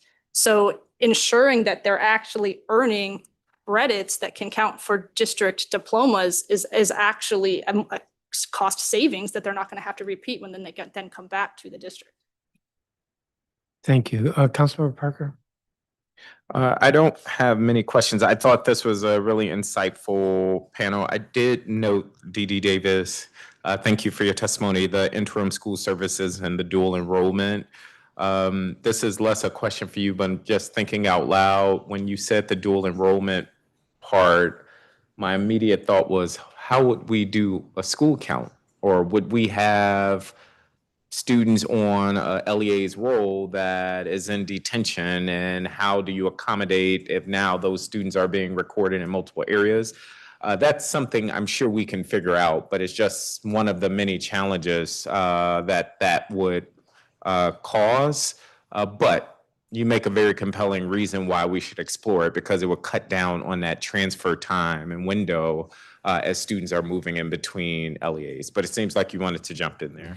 Yes, so it would be enrolled at one LEA as a non-attending student. They would be only attending one. In a similar way we do that now is with students who attend non-public schools. So they maintain their spot in the LEA who placed them at the non-public school, but they're in fact enrolled at the non-public school. So they are in two systems, but they're only attending one. Got it. So they're still on the rolls at their local LEA, but they're not going to that school daily. They're attending a different school. Okay, and thank you. Again, a really compelling testimony from all of you. Thank you. You give us a lot to think about, but by and large, it seems as though you're lifting up the need for this type of legislation, which I really appreciate. Thank you. Thank you all. We're going to turn to the government witnesses. Aisha Brathwaite Flicker, General Counsel, Department of Youth Rehabilitation Services, and Kylan Boardman Schroyer, Assistant Superintendent, Post-Secondary and Career Education Office of the State Superintendent of Education.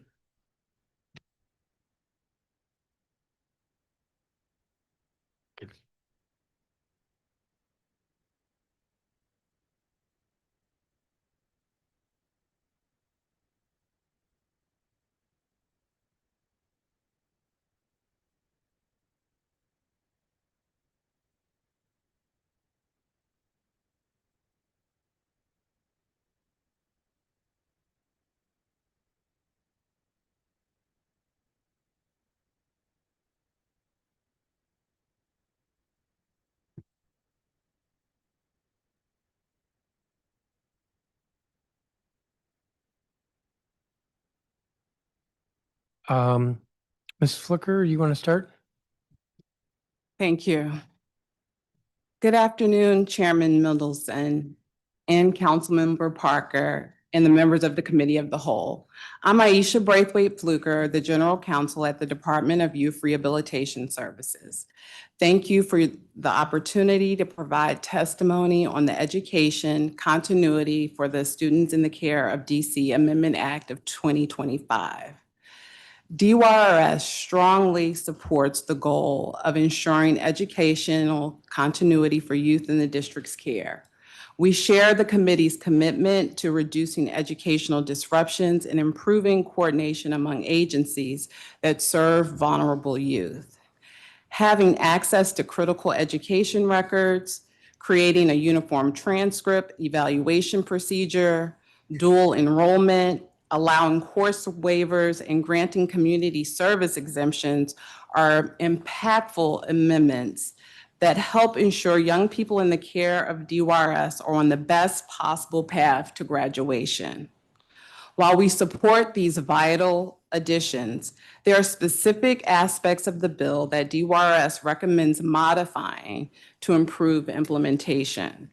The bill creates a series of significant new mandates related to enrollment timelines, transition planning, and education record access and service provision to securely detained and sheltered youth that would require substantial new staffing and operational infrastructure that do not currently exist within the agency. Currently, DYRS has a small education team that includes 1 supervisor and 2 educational specialists. The team provides education transition services and helps to build a supportive network for our committed and post-committed youth. Under the proposed legislation, DYRS would be responsible for educational planning for youth served by the Court Social Services Division. Currently, CSSD collaborates with guardians and families of securely detained youth released by the court to ensure school attendance. Additional staffing would be required to support the implementation of this legislation. DYRS estimates that we will need at least 7 additional full-time employees dedicated to education transition planning, enrollment coordination, and ongoing operational support. Beyond the fiscal impact, several provisions present operational concerns. I will provide 3 examples. 1, the bill's mandated timelines in some instances are not achievable given the realities of placement changes. Currently, under procedures established by DYRS, the Office of the State Superintendent of Education, and the District of Columbia Public Schools, youth must be enrolled within 5 days. This timeframe is not arbitrary, but is aligned with DC Code 162312G, which requires detained youth to appear before the court within 5 days. At the court hearing, various substantive issues are discussed, often including a change of placement to the community. Having a transition meeting 7 days prior to court is not possible if a youth is only in our care for 5 or fewer days. Failure to account for these challenges would create requirements that DYRS cannot possibly meet. Example 2, provisions allowing educationally non-compliant facilities to be removed from placement eligibility are also concerning. While accountability is important, limiting available placement options without ensuring sufficient alternatives could significantly reduce placement capacity for youth with specialized treatment needs. Such reductions could limit the agency's ability to make placements based on the individualized needs of youth. And then my last example is that the bill mandates that the receiving LEA shall provide the student with interim education services that allow the student to make academic progress towards graduation if not placed in an educational placement within 2 days. Doing so would be an impossible feat if the young person is not enrolled in an educational program. The bill should consider defining interim education services with specificity around the education services how they would be implemented and who would be providing those services, especially given that the youth is not currently enrolled in school. For these reasons, DYRS respectfully recommends that the committee not advance the legislation in its current form. Instead, we encourage a collaborative process involving DYRS, OSSI, the Child and Family Services Agency, the Department of Corrections, local education agencies, and other stakeholders to develop a phased implementation plan with clearly identified funding, realistic timelines, and shared accountability measures. DYRS remains committed to working with the council and our partner agencies to improve educational outcomes for youth in the district's care. Thank you for the opportunity to provide feedback on this important legislation. I'm available for any questions you may have. Thank you. Thank you, Ms. Fluker. Mr. Boardman Schreier. Thank you. Good afternoon, Chairman Mendelson, Councilmember Parker, and Council staff. My name is Kylan Boardman-Schroyer. I am the Assistant Superintendent for Post-Secondary and Career Education for the Office of the State Superintendent of Education. In this role, I help oversee programs that support students in high school and beyond. I'm joined by Victoria Glick, OSSI's Director of Special Education, who can answer questions about OSSI's role in supporting students with disabilities who are in the care of DC. I appreciate the opportunity to offer testimony on Bill 26-0403, the Education Continuity for Students in the Care of DC Amendment Act of 2025. First, I want to thank you for holding a hearing on this important topic and for shining a spotlight on students in the care of DC. Increasing pathways to timely graduation and improving post-secondary outcomes is central to OSSI's mission and our recently launched 5-year strategic plan. We share the Council's goal of ensuring that students in care, who often experience significant periods of mobility, receive consistent, high-quality educational opportunities. OSSI agrees that the district should improve practices and structures to better serve this high-need population. We also recognize that the bill text would benefit from further refinement and that the proposed solutions carry significant costs.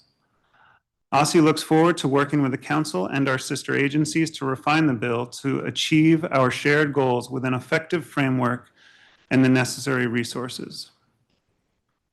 This bill touches upon the responsibilities and practices of many government agencies and partners.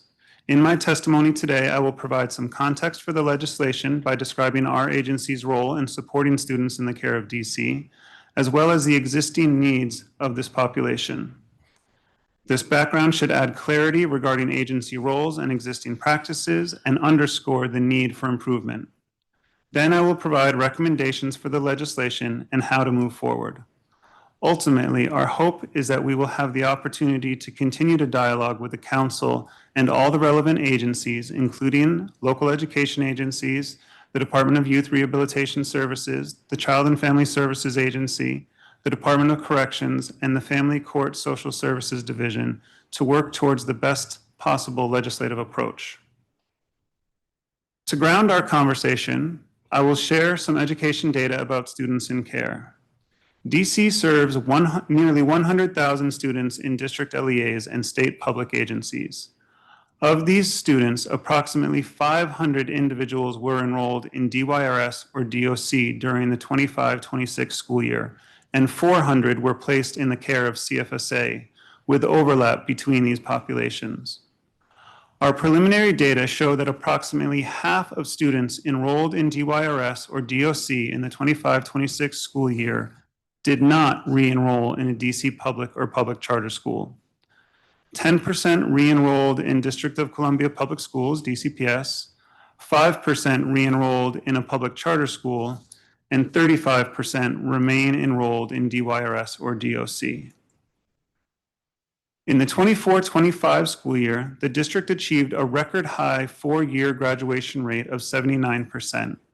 In contrast, students who enrolled in DOC or DYRS during high school had 4- and 5-year graduation rates of 10% and 15%, and students in the care of CFSA had 4- and 5-year graduation rates of 24% and 31%. These alarming data demonstrate the urgent need to strengthen supports for this high-need population. Students in care may attend a variety of schools depending on the outcome of justice or child welfare systems involvement. OSSI is one of many DC government agencies that play a role in ensuring educational continuity for students transitioning across the justice and child welfare systems. As a state education agency, OSSI plays a limited, though important role in monitoring educational services for a subset of students in care. Specifically, under the Individuals with Disabilities Education Act, IDEA, OSSI ensures that students with individual education programs receive the services they are entitled to across our complex ecosystem of students in care. We do so through memorandums of agreement that establish the roles of each agency, expectations for cross-agency coordination, data sharing, practice alignment, and the procedures each agency will take to support a seamless transition for students across systems based upon existing resources. OSSI regularly convenes with sister agencies to refine our agreements and revise agency practices to reflect the needs of students in care. For example, the MOAs identify agency responsibilities and set timelines for enrolling students in school, transferring transcripts and special education records, and reviewing transcripts to identify appropriate class placements. Cross-agency coordination includes the leadership and work of our sister agencies. CFSA is responsible for the welfare of students in their care. The Fostering Connections to Success and Increasing Adoptions Act of 2008 requires CFSA to maintain a student's enrollment in their LEA whenever possible. Like the transition meeting described in the proposed bill, CFSA meets this federal mandate by convening a cross-agency meeting for each student to address educational continuity. At this meeting, all district agencies involved in a student's care are engaged in a discussion about the best interest of the student with a focus on educational continuity and the steps each agency must take to seamlessly transition the student's home and educational life to the next phase. Under local and federal law, DYRS, DOC, DCPS, and charter schools have specific responsibilities for providing education to students in their facilities or enrolled in their schools. For students transitioning between DYRS and LEAs, agencies engage in data sharing, transcript analysis, joint planning for enrollment to align with housing transitions, and other cross-coordination activities to plan for student success. The district has made significant progress over time in developing and growing systems to support students in care, but we must continue to improve our systems and supports to ensure smooth transitions and educational continuity. Now that I've walked you through some important background information, I will speak to the bill before us. As previously mentioned, the Council's focus on this population of students and the complexity of their unique situations is warranted, and we support both the intent and the conceptual framework that is outlined in the bill. That being said, there are multiple provisions that we recommend revising to ensure the language is detailed enough to support the required coordination among the relevant agencies, but not so prescriptive that today's proposed solutions become tomorrow's self-imposed hurdles. This is a complex bill with 19 definitions and 87 different requirements, approximately half of which touch upon OSSI's work. It assigns new responsibilities across multiple agencies, creates new operational processes, and introduces new definitions and requirements that interact with federal law, local regulations, MOAs, and LEA level practices. OSSI has a number of recommended edits and clarifying questions. For the sake of time, I will not list them here now, but I have provided a few examples in the appendix of my written testimony. Because of the scale and complexity of the bill, OSSI strongly recommends a collaborative approach. We would welcome the opportunity to work with the Council, the Deputy Mayor for Education, LEAs, SPAs, CFSA, and other relevant stakeholders to identify immediate next steps and determine which provisions should be prioritized for near-term implementation and which require longer-term solutions and associated funding. For example, rather than establishing highly prescriptive one-size-fits-all requirements for transcript evaluation or credit transfer, we believe it would be more effective to create a framework that will bring SPAs and LEAs together to improve existing practices and develop consensus-based solutions. This approach aligns with how we have successfully improved policy and practice in other areas, through clear guidance and data-informed capacity building support for LEAs. Simultaneously, there are provisions that would benefit from greater specificity.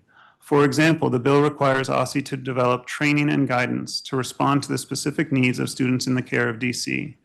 This broad language makes it difficult for OSSI to know what actions to take or to develop a fiscal impact statement. In sum, OSSI supports the Council's goal of strengthening educational continuity and improving outcomes for students in care. We agree that this population deserves focused policy attention, strong collaboration among agencies, and streamlined systems that reflect the experience of multi-systems involved youth. However, significant revisions are needed before the first reading. We look forward to working with the Council, LEAs, and our sister agencies to develop clear, cost-effective solutions that will help students in the care of DC succeed. Thank you for the opportunity to testify. Director Glick and I am happy to answer any questions you may have. Thank you. Thank you, each of you, at 10-minute clock. So the way I heard Asi's testimony is that there needs to be some work before first reading, that there's some over-prescriptiveness in some areas, under-prescriptiveness, or I'll say vagueness in other areas. But working with us, the way I read DYRS's testimony is the committee not advance the legislation and instead a collaborative process. We encourage a collaborative process. I'm struck by the testimony that says that there was a hearing 6 years ago at which the outcome was there needs to be some collaborative work and nothing's happened in 6 years. So why would I have any confidence about a collaborative process at this point? Who wants to take first shot? Ms. Fluker? I would defer to Asi on that question. Thank you, Chairman. Yes, except that your testimony was a little bit more strident on this point, like, don't move the bill, we want a collaborative process. I mean, what I can say is that I think that there are new players at the table right now who I work well with Asi, and DYRS works well with all of the stakeholders that we mentioned in our testimony. And we do think that there can be some creative work that can happen to ensure that the bill is written in a way that accounts for some of the challenges that we raise. And so I don't know if Asi has anything additional to add on that.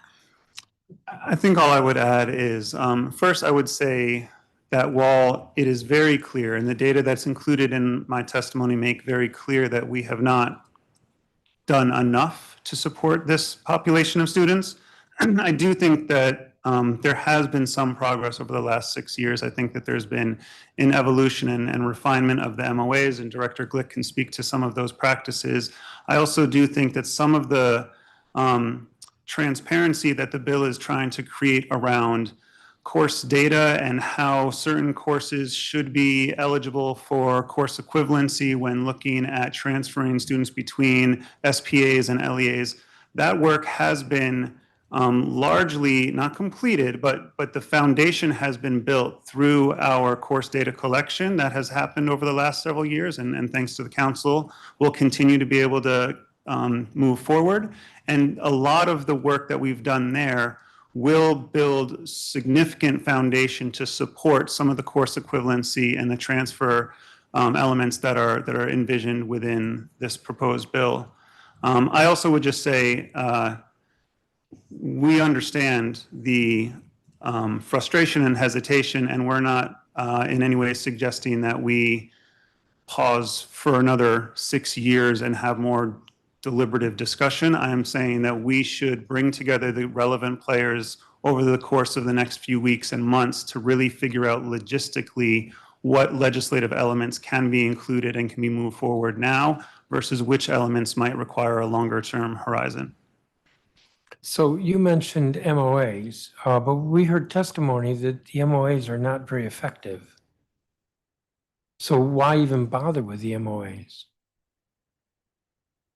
It was a little harsh on my part, but there was testimony, I think, early on that the MOAs aren't enforceable or aren't enforced or are, I'm looking for a variation on not enforceable and not enforced.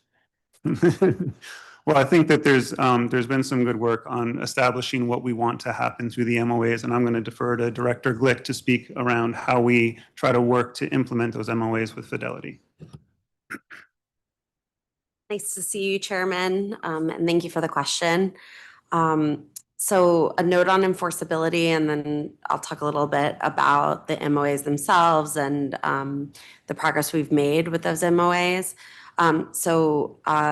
The MOAs are a network of foundational concepts and agreements that the agencies have come together through those structures to establish a shared agreement and procedures for how the district will coordinate across a number of areas: data sharing, who's responsible by agency for particular actions when a student transitions, and a variety of other operational aspects. To your point earlier to the panel, that those MOAs are the basis of our shared agreement as agencies about what we do as individual agencies in this very complex ecosystem to move students back and forth through these systems. These MOAs are predominantly applicable to students with disabilities. The enforceability of the education for students with disabilities lies in the federal law, not inside these MOAs. And so I think you and I have discussed at length during special education hearings about the enforceability of those rights, and those remain. And so the MOAs are effectively enforceable in the context of the IDEA. They are not designed to establish entitlements beyond what already exists under the federal special education law. And a note on the legislation, while the legislation establishes quite a bit of accountability, it does not establish a remedy. And so the enforceability, our review of the legislation in terms of enforceability doesn't necessarily achieve the end goal that we share, which is that students have a remedy if they in fact are not receiving the education they're entitled to. Another note on the MOAs, just briefly, is that the MOAs capture education and the responsibilities across different agencies based on the different circumstances and agencies involved in a particular scenario. So it is a network of MOAs, and that while the legislation seeks to address the full scope of circumstances for all students in the care of DC, the MOAs only really speak to students with disabilities. And so when looking at the MOAs against the entire group that this legislation, I understand, is intended to address, it's a bit of an apples oranges comparison. So you're making some comments with regard to the bill, and I'm still stuck on my question about the MOAs. And I'm looking at this testimony. The students in the care is governed by a series of MOAs between various agencies. In practice, we find that these MOAs are not routinely followed and are not enforceable. Moreover, they fail to anticipate the full array of placement and school changes that students in care regularly experience. Specifically, the current system lacks intentional planning before school transitions, clear assignment of responsibilities for timely enrollment and records transfer, a uniform procedure for credit evaluations, and a requirement that LEAs award partial credits or that they apply transferred credits to graduation requirements. Not sure all that's supposed to be in an MOA, but I am kind of stuck on the are not routinely followed and are not enforceable. But rather than spend more time on MOAs, but I did that phrase lack intentional planning before school transitions. So, Ms. Fluker, maybe I just need to confess that I'm still a bit damaged from the legislation on the Road Act, which was all about planning, which DYRS resisted at the time, resisted when it was going through the council on first and second reading, and as far as I can tell, continues to resist.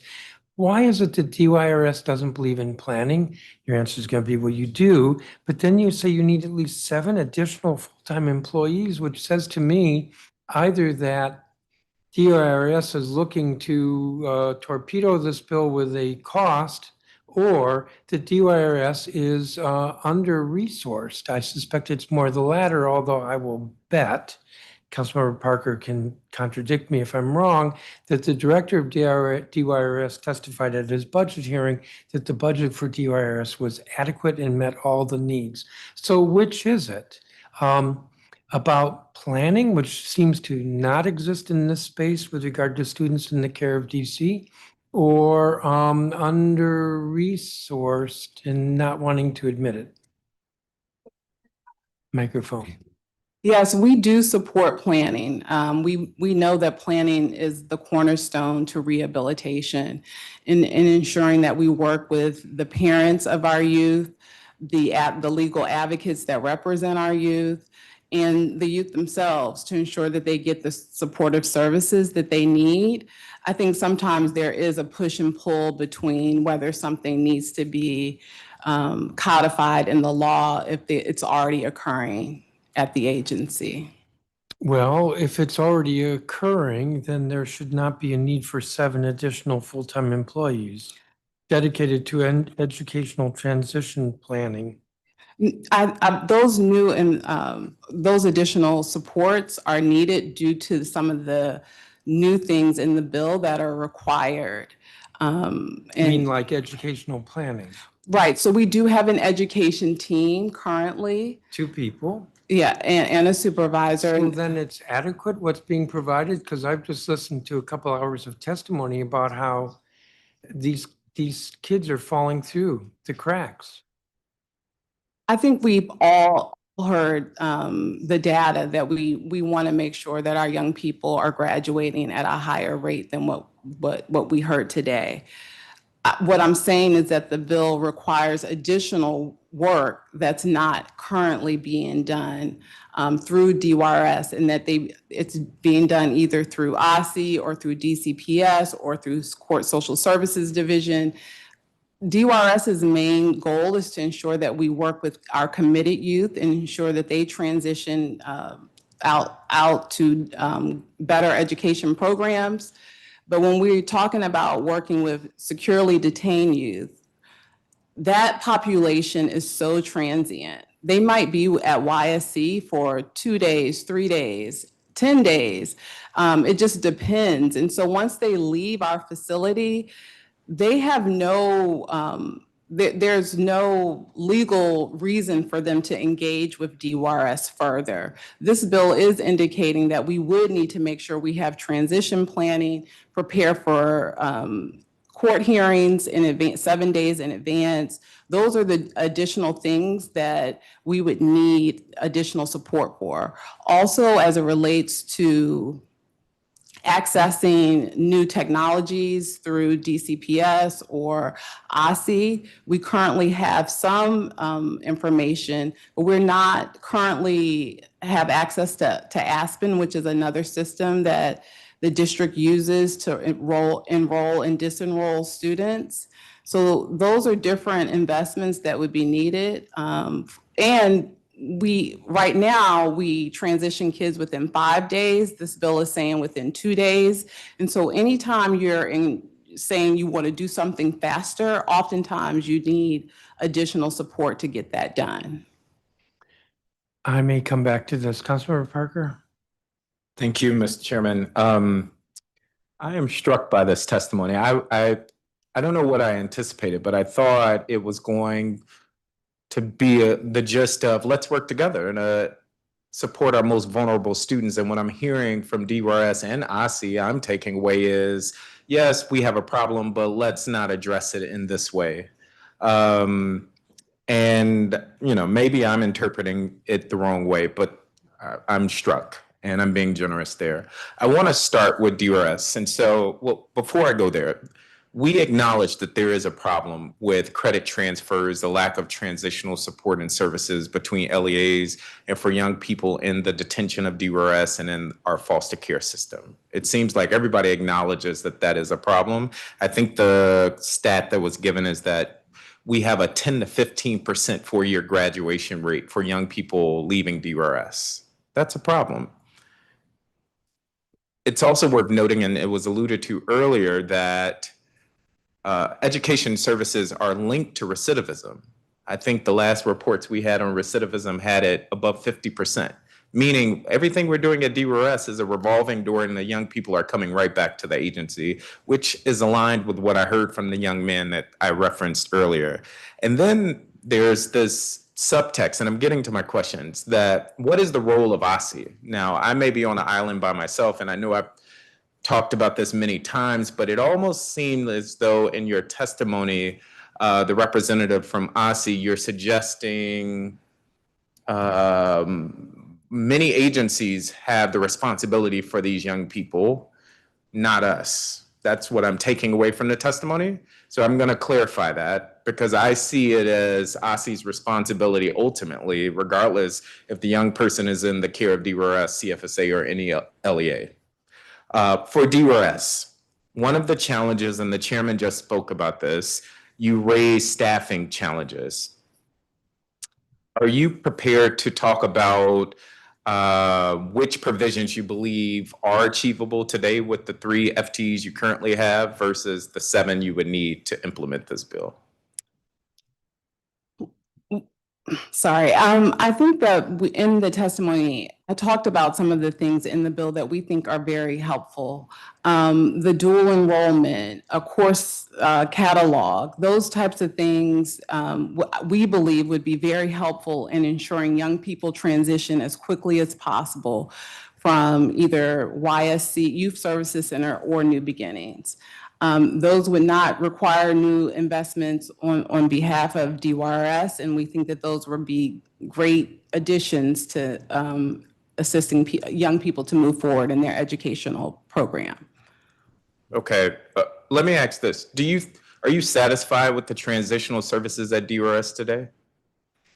I think that we're doing the best job that we can. I know that I routinely make sure that I am available to all panels. And when I say panels, I'm talking about the legal advocates that represent our young people. They know if there is an issue with any issue, but obviously an educational transition issue, that they can raise it to my office, the Office of General Counsel at DYRS, and we will work closely with them to try to resolve that issue. And on average, in a given, let's say, period of time, a month, how many of those complaints or issues does your office field?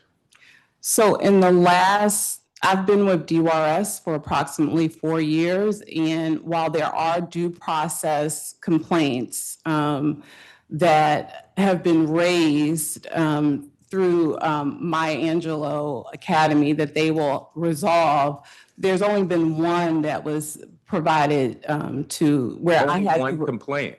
Only one complaint that rose to a due process hearing. Okay. I can assure you that there have been more than one instances where young people are running into these barriers. Maybe they're not running it up the chain and only one has reached your office, but I routinely hear that this is a barrier.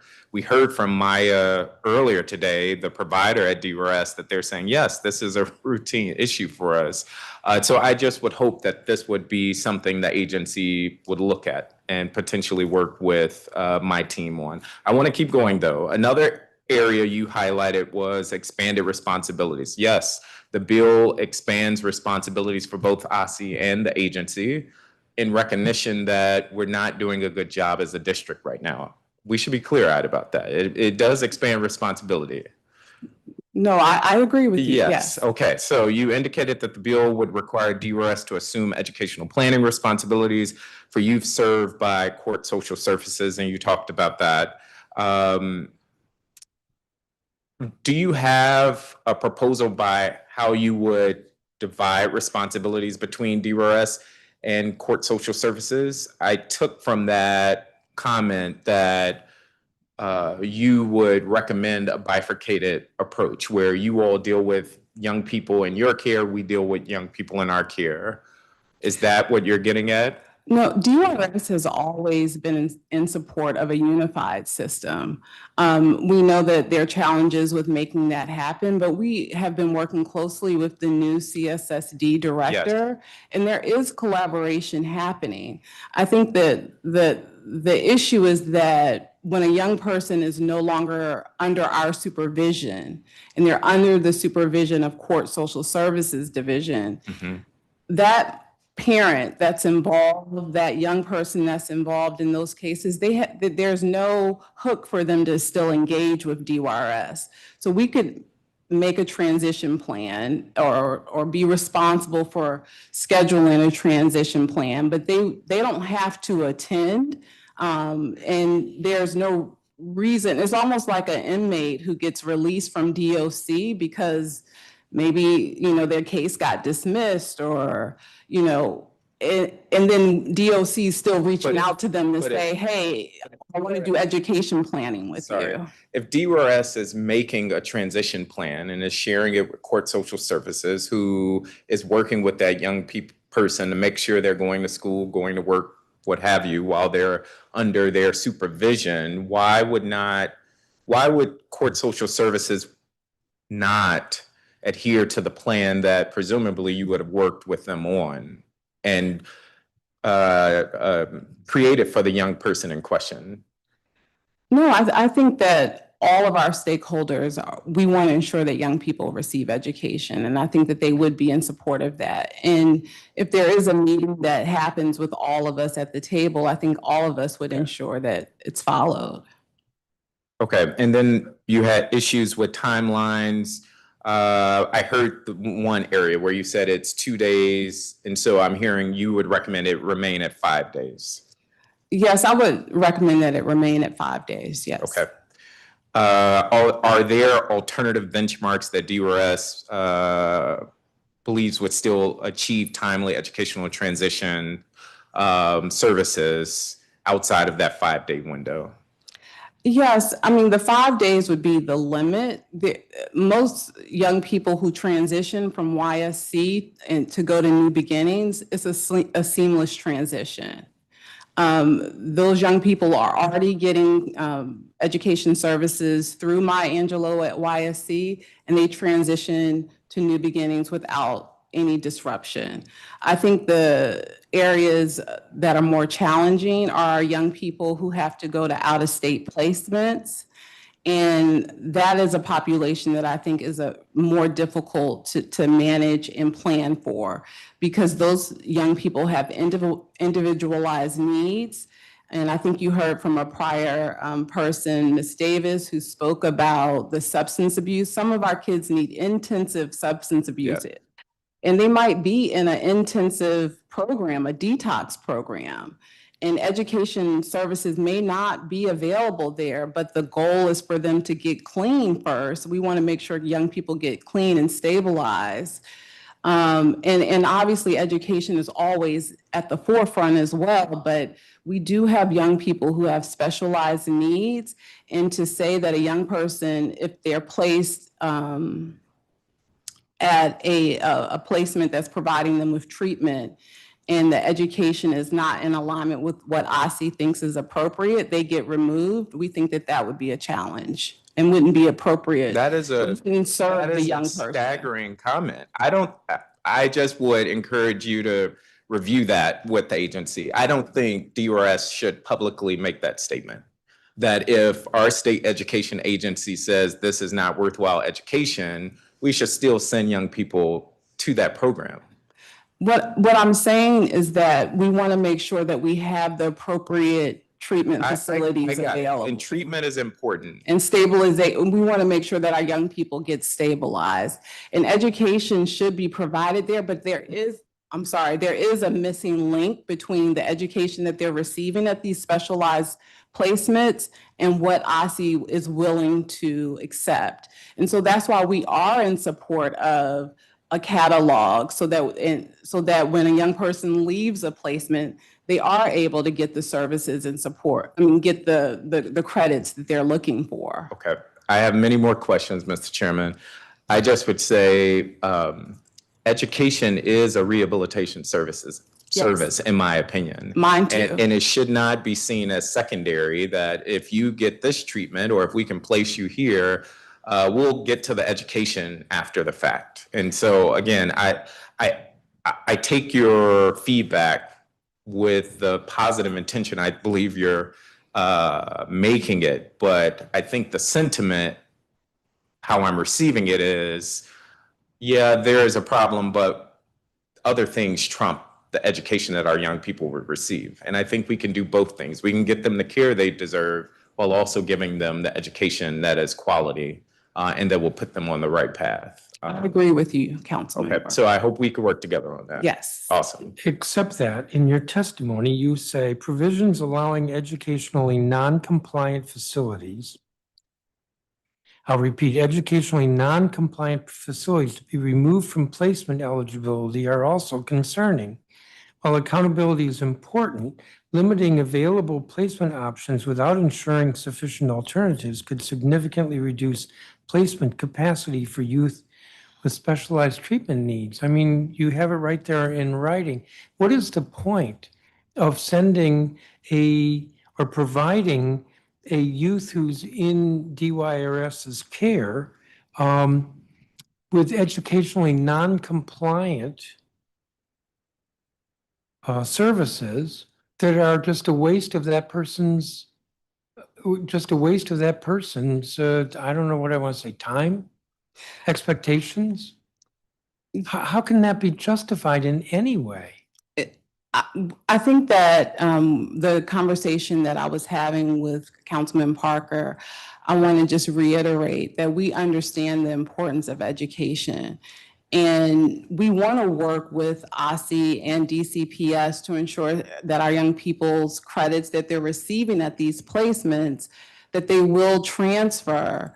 But we do at times have young people who are having severe mental health breakdowns, also who are, on substances and need substance abuse support. And even CSEC issues, trafficking issues where they need those individualized services. And sometimes there is a need to get them those services immediately. We do not want young people at YSC awaiting placement. And so I think this kind of brings up another issue that we often— You've lost me here. So you place somebody and then you're not placing them at a school, you're placing them either at New Beginnings or at, I forget exactly the term, but an out-of-state placement. That's one thing. The educational services that are provided is a second thing. And you're saying, the bill, don't remove these non-compliant educational services to be disallowed. That has nothing to do with like what you were just saying a minute ago with somebody, there's an emergency, a crisis, and you need to place them in a facility. I don't think they're getting educational services while they're in crisis. Well, what is required is when they're in crisis at those facilities, we do still need to ensure that education is being provided. And so it's okay for a non-compliant? No, it's not. It's not okay for non-compliant. I think the bill specifically says that the young person would be removed immediately. And so removed from the placement? From the placement where they're getting treatment.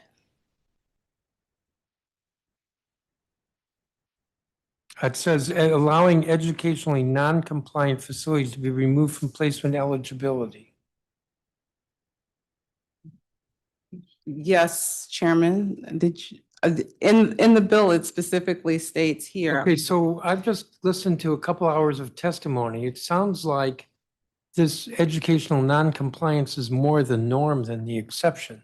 Or was the testimony wrong? I wouldn't say that it's more the norm. I think that the issue that I heard was that young people are getting education. It's the credits that they are receiving.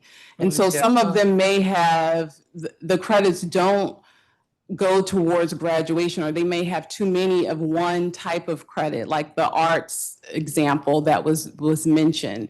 So young people are getting education. It's the transition, when they transition back, the issues with whether those credits are going to be credit bearing and where they are able to move towards graduation. No, it's also whether so there was the instance of the youth who had 7 arts credits and needs only 1, and the other 6 are a waste. That's one issue. That's what you're speaking to. But then there was the issue of youth who get, let's say, algebra, and then that's not accepted by DCPS or by a charter school. That's a different issue. You're not speaking to that. I am, because that would speak to the non-compliant facilities. I'm just not understanding how DYRS can justify, and you did this with the Road Act as well, justifying that it's okay not to plan this stuff appropriately for youth. Chairman Mendelson, I don't want that to be the takeaway from this hearing. What I believe this bill will help to support is this course catalog, which will share with everyone. Everyone will be clear when a young person gets placed at any placement, what credits would be covered and which ones would not. And it would be important for us to know that in advance. We do support that. I looked at the bill quickly. I don't remember that anybody's responsible for court social services. Are you saying that the way this bill's written, DYRS would be responsible for youth who are under the supervision of court social services? Well, the bill speaks about youth in the care of DC. When those young people are placed securely detained, they're not committed to us yet. When they're securely detained at DYRS, that they would be in the care of DC. I'm sorry, when they're placed at DYRS. The courts, so through securely detained. This is before the court decides whether they have been involved in any type of criminal activity. They sometimes are detained before their trial. Sure. And so because they're in our physical custody, that would qualify as a young person who is in the care of DC. Okay, and so what do you, and if I'm understanding you correctly, a juvenile's arrested. Technically, they're under court social services, but they're being held at a DYRS facility. Is that what you're saying? That's correct. They're under the Okay, supervision of the so, and what do you do with that juvenile? We follow whatever court orders we receive. When we receive a court order saying that this young person should be released, we release them home to their parents. When we receive a court order saying that they should go to a youth shelter house who we contract with, we send them there. If they're securely detained at YSC, we ensure that they're enrolled within 5 days with Maya Angelou Academy, and we ensure that they get education. But in terms of education, you do nothing other than just placing them at Maya Angelou if they are at New Beginnings. Maya Angelou, we contract with Maya Angelou and they are at both facilities. That's correct. And we have a smooth transition for young people who are at YSC who are receiving educational services through Maya, who then transition to New Beginnings. They receive those supports as well. But I do think that some of the issues that we're talking about speaks about the placement array that we have in the district, specifically as it relates to residential treatment facilities and other placement options that we have for young people. Currently, we have 191 youth committed to the DYRS. New Beginnings is a 60-bed facility. So we have to rely on out-of-state placements to ensure that young people get rehabilitation. And so there is But you're not doing an out-of-state placement unless the youth has been committed to DYRS. That is correct. Okay, and so then you certainly can't be saying that you shouldn't have any responsibility at that point. No, for committed kids, we do have that responsibility. How many juveniles are under DYRS? I guess I'll say committed to DYRS, whether that's a community placement or a community facility placement or at a secure placement or an out-of-state placement. How many juveniles? For committed kids, how many committed kids do we have right now? We have 191 committed kids right now. That's the entire universe? That for committed kids, we do also have that not awaiting placement. We have the securely detained group that I indicated is under the supervision of the court. I think we have about, I don't want to give you the wrong number, but I think we might have about 61. So roughly a third of those who are committed. No, the committed, Roughly no. So 100. those would be additional to the committed No, I understand. population. Yeah. I think you said 191 committed, 60 who are under court social services. So that's a third the number. 191, a third of 191 is roughly 60. I think you're not understanding me. I'm sorry. 191 and then a third more who are court social services. Do you have any others? Oh, and then we have our Title 16 youth. Those are at the jail. They are housed at DYRS and they're under 18 years old, but And they're how being many? charged as adults. How many? I will get back to you with the specific numbers for That's each okay. one I'm of those just looking orders of populations. magnitude. How many? Title We have 16. approximately maybe 20 to 30 young people. Okay. So if you take 30 plus 60, that's 90, that's roughly half. Okay, so you have 3 people doing education for 191, but you need 7 more people Well, I to think do the other 90? so. Help me here. Just tell me. It depends on the population. I mean, so it depends on how you count that population. You know, if we have a young person who's an overnighter, would we still be required to do a transition plan for that? And what I mean by an overnighter, I mean that they were in our care for that one night, they go to court the next day and get released. That number, we haven't discussed that. I mean, Yeah, I'm just. What do you think? Really? Well, I know, but the bill doesn't address it. So those are the types of things Well, that we that think would the be bill would kind of need a to be addressed. clarification, sure, except I think your testimony was that we should just not move the bill instead of addressing it.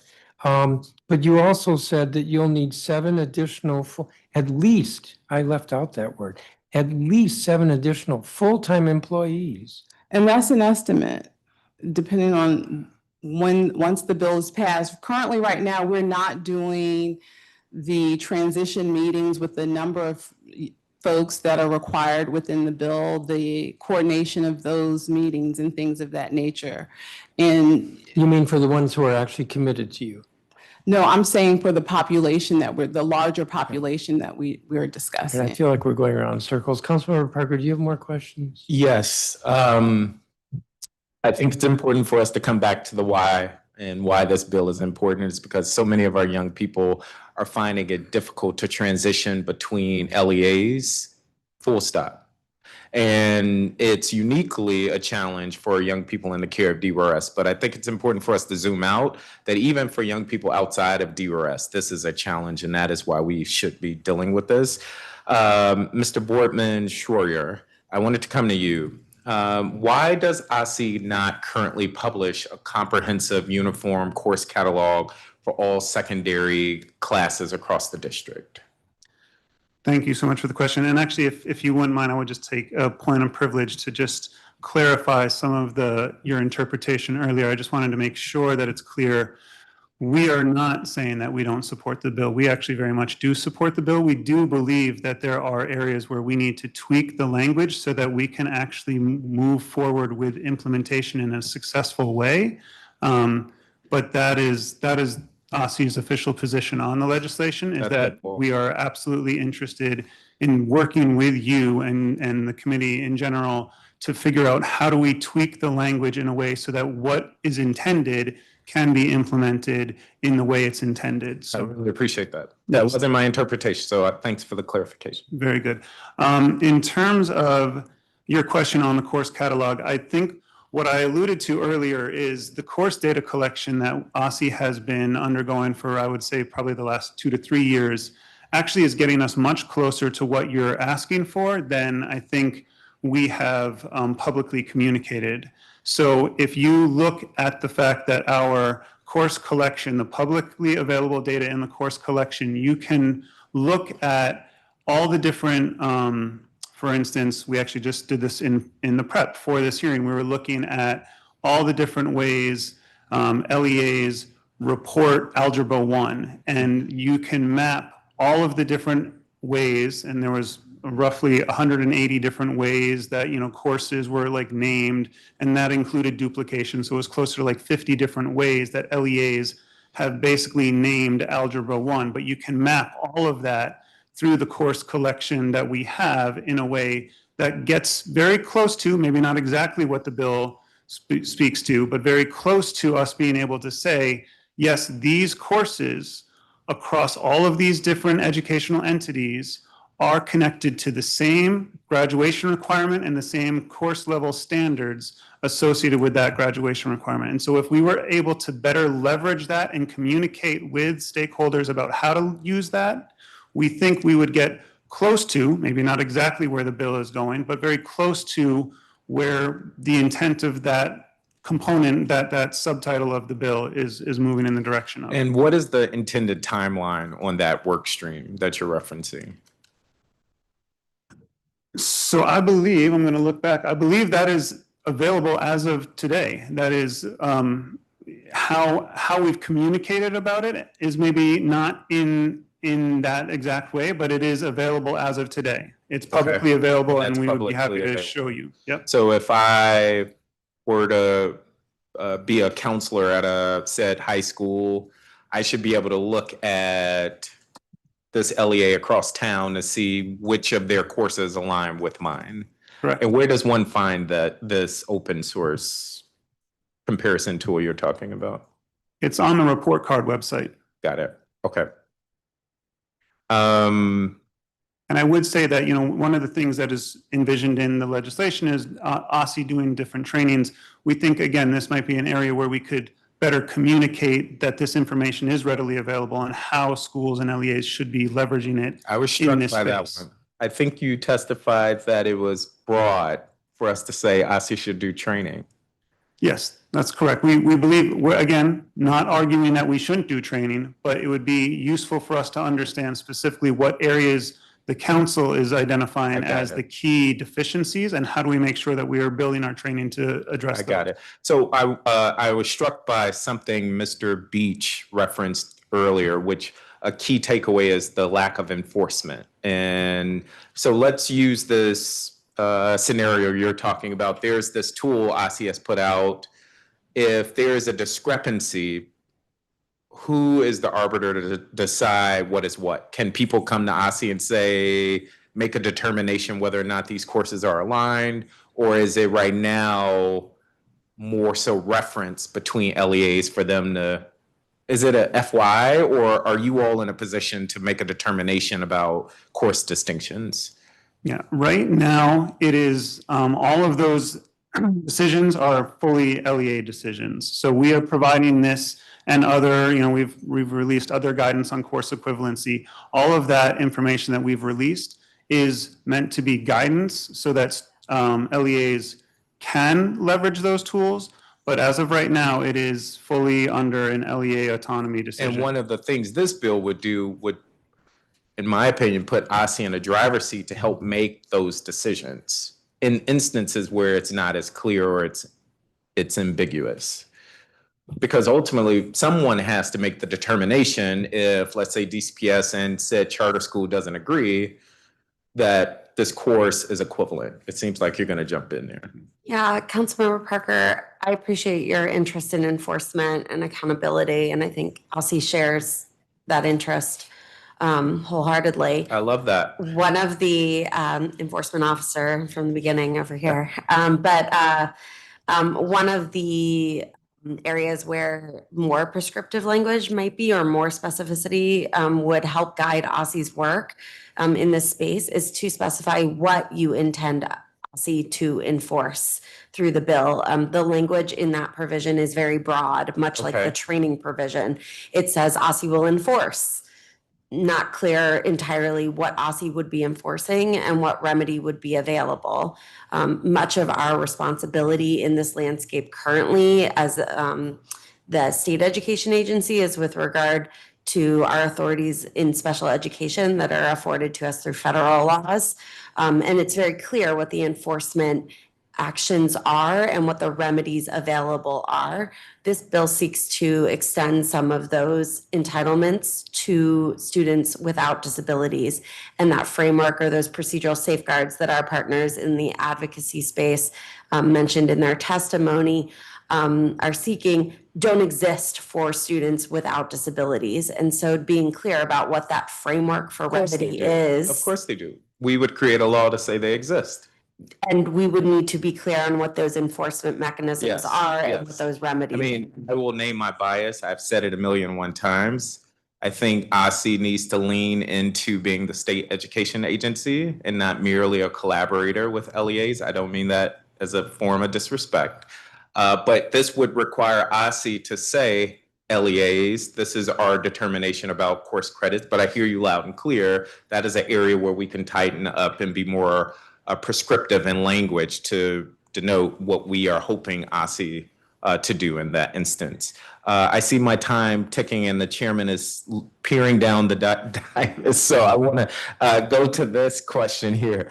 The bill introduces a strict deadline. Students must be enrolled in their new school within 2 days of entering or exiting the care of DC. So just quick aside, the overnight scenario wouldn't fit because, again, the bill says 2 days. This short timeline was created to ensure that students did not experience learning loss or truancy as a result of administrative failures. I think we've already made that point. This is the same deadline as our neighboring jurisdiction of Virginia. How will OSSI or how could OSSI manage this timeline? And maybe that is part of this prescriptive language that we would need to iron out. But ideally, OSSI would be working with us. And what kind of systems will need to be in place to ensure these efficient transitions actually happen between LEAs? Yeah, I appreciate the question here. I think the operations component of this really speak back to and the necessity of clarity around the definition of the population that we are intending to address collectively through this legislation. The definition that's adopted is the same definition of student universe or a resident universe that is adopted by the act that makes SCDC operational.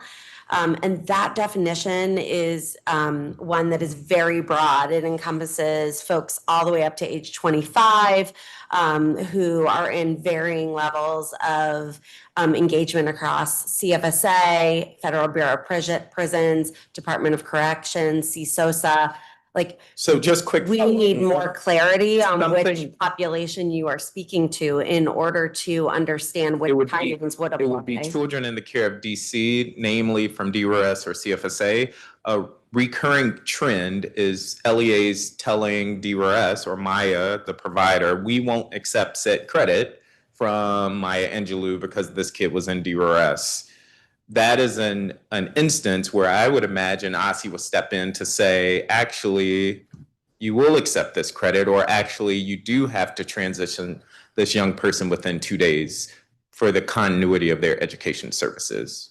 I'm over time, but I'm just using that as a concrete example of why this would be important, because right now there is no recourse for that LEA telling that young person or the family or DRS they won't take the credit. Did you want a reaction to that? Sure. Because I have 2 more questions and then we're done. So what's your reaction to what Councilmember Parker just said? I did have 2 more questions myself, but My reaction to that, Councilmember Parker, is that with a narrowing of the student universe or the population and as clarified, we could better understand how to operationalize the activities that are expected by the agencies. And I totally recognize this will be new for OSSI. New muscles, new systems will need to be developed, but there is a glaring gap right now. If I could, I would just only add that going back to the earlier question around who becomes the arbiter of maybe those differences, I think one thing that I would just reiterate, maybe frustratingly so, is that if we do a better job getting these this information out around the course collection so that they better understand how to utilize those tools. And one of the other things that the bill speaks to, which I think we've not really spent a lot of time talking about, but I think is also an essential component here, is making sure that whether it be an LEA or an SPA, they have access to the data that they need, those transcripts that they need. Yes. Enough. And I think once they have that, yes, you might be right that there might still be an area where we need dispute resolution or something like that. But at the end of the day, if they were better equipped, then they would likely be able to make far better decisions. And as many of the advocates testified to, there's no one in this space who is intentionally trying to keep students from being able to access credits. But we have not necessarily gotten them access to the data, gotten them access to the guidance that they need so that they could better connect those students to the credit that they've earned or the credit that they need to earn before graduating. And we think that by doing so with both the course collection component, and I think one of the things that we'd love to talk to the council and this committee about is what is the best mechanism for getting that information, that important data to those decision makers early enough. We think that it would actually be better to put some time and money into creating a digital backpack, which would really allow for that educational data to move real time with the students. So we'd love to engage in that conversation as we move forward. 2 questions. Yes, very quickly. I see I'm jumping around. On June 26th, the mayor, wait a minute. Yes, published Bridging the Gap, a strategic plan for students in the care of DC. It made multiple suggestions to improve the academic futures of children, like those in DRS and CFSA. One of the suggestions for OSSI was to create a statewide information system, or SIS, that will hold all student records and transcripts, which I believe you're referencing when you talk about the digital backpack. Just very quickly, what needs to happen for that to be reality? Is it a funding issue? Is it a time, infrastructure? So again, I would acknowledge that a statewide SIS and a digital backpack aren't exactly the same thing, but I do think that the digital backpack is the more feasible solution to the same problem that a statewide SIS would be looking to solve. And I think really at the end of the day, the biggest hurdle right now would be funding, supporting the creation of that digital backpack. And let's say funding was not an issue. Is that something you can do in a year's time? Is that a multi-year effort? Like, how realistic are we talking if funding was taken off the table? It would be a multi-year effort. Got it. And it would necessarily need to incorporate the voice of our local education agencies and our state public agencies that are responsible for education, but not necessarily constituted for that purpose. And so we would need to do a fair amount of public engagement with our stakeholders to move that work forward. And we could, of course, stage it so that maybe some of the most crucial elements could be identified and addressed first while we phase in some of the more complicated components. Okay, I'll leave it there for the sake of time. I do know we have another hearing, but I look forward to working with the committee and your respective teams. So what's the difference between a digital backpack and an SIS? Yikes. So brought it up. I'll speak a little bit, but then go ahead. Here, go ahead. This is my favorite topic, so I just couldn't resist the chance. Hi, everyone. My name is Kelly Scholl, Assistant Superintendent of Data Assessment and Research at OSSI. Each LEA right now has a student information system. So you hear the name Power School, Aspen. This is the system that this LEA owns.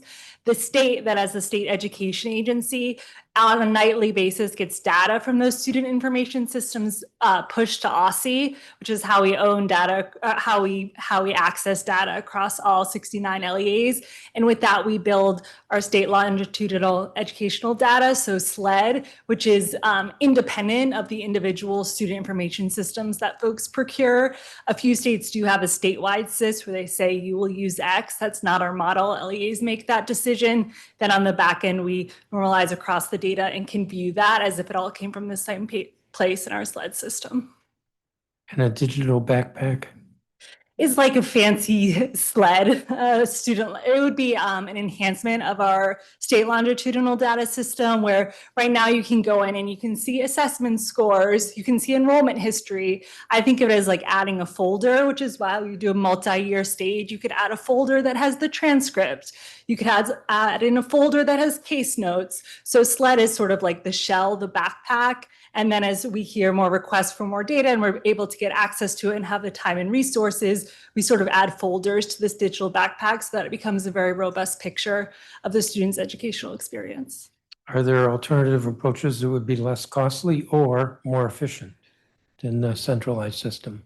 Right now, we do have what we call early access apps. So for immunizations and IEP information, once students are stage 3 enrolled, so registered at a school, over the summer, schools can access that information. I think if we wanted to narrow down to like one thing we want to build, we've talked about it for attendance. You could do an early access to attendance application and click. I think the challenge there is that that's not a super efficient way to do it. And so that hasn't been scalable for all of the different data sets. But if there was one thing we wanted to do faster, we're only trying to accomplish one thing, that is an alternative. So this hearing has been mostly about, I'm going to say, data transfer. That is that, well, data transfer. So what are the primary barriers to timely data transfer? Say it again. What are the primary barriers to timely data transfer? So I think the primary challenges to data transfer are that, as Aussie indicated, Aussie plays one role in a very complex ecosystem here. Aussie holds some, but not all of the data associated with students who are engaged with CFSA, with DYRS, with CSOSA, with DOC. And so when you are talking about data transfer, Aussie we hold a special education data system. As you heard in testimony from Dr. Hayward, IEPs are transferred fairly easily through that data system because Aussie owns that data system. There are other components of data that are held by different agencies that require transferring. And so we have in our MOA framework established data sharing agreements to transfer that data.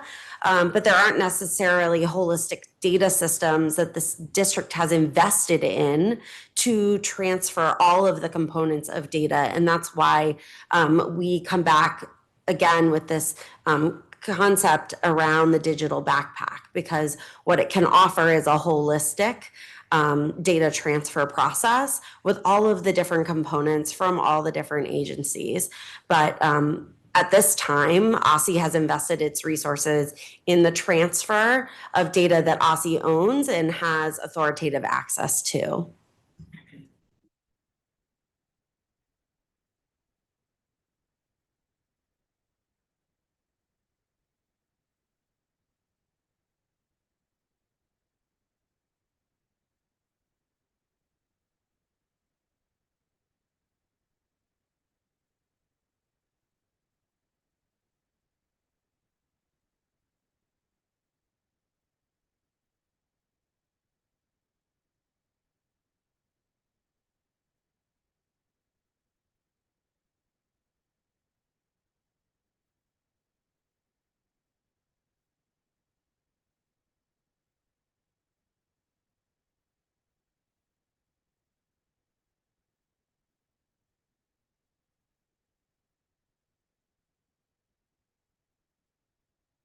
So you were talking about data that Aussie owns. How about data that Aussie doesn't own, that you should own? What is that?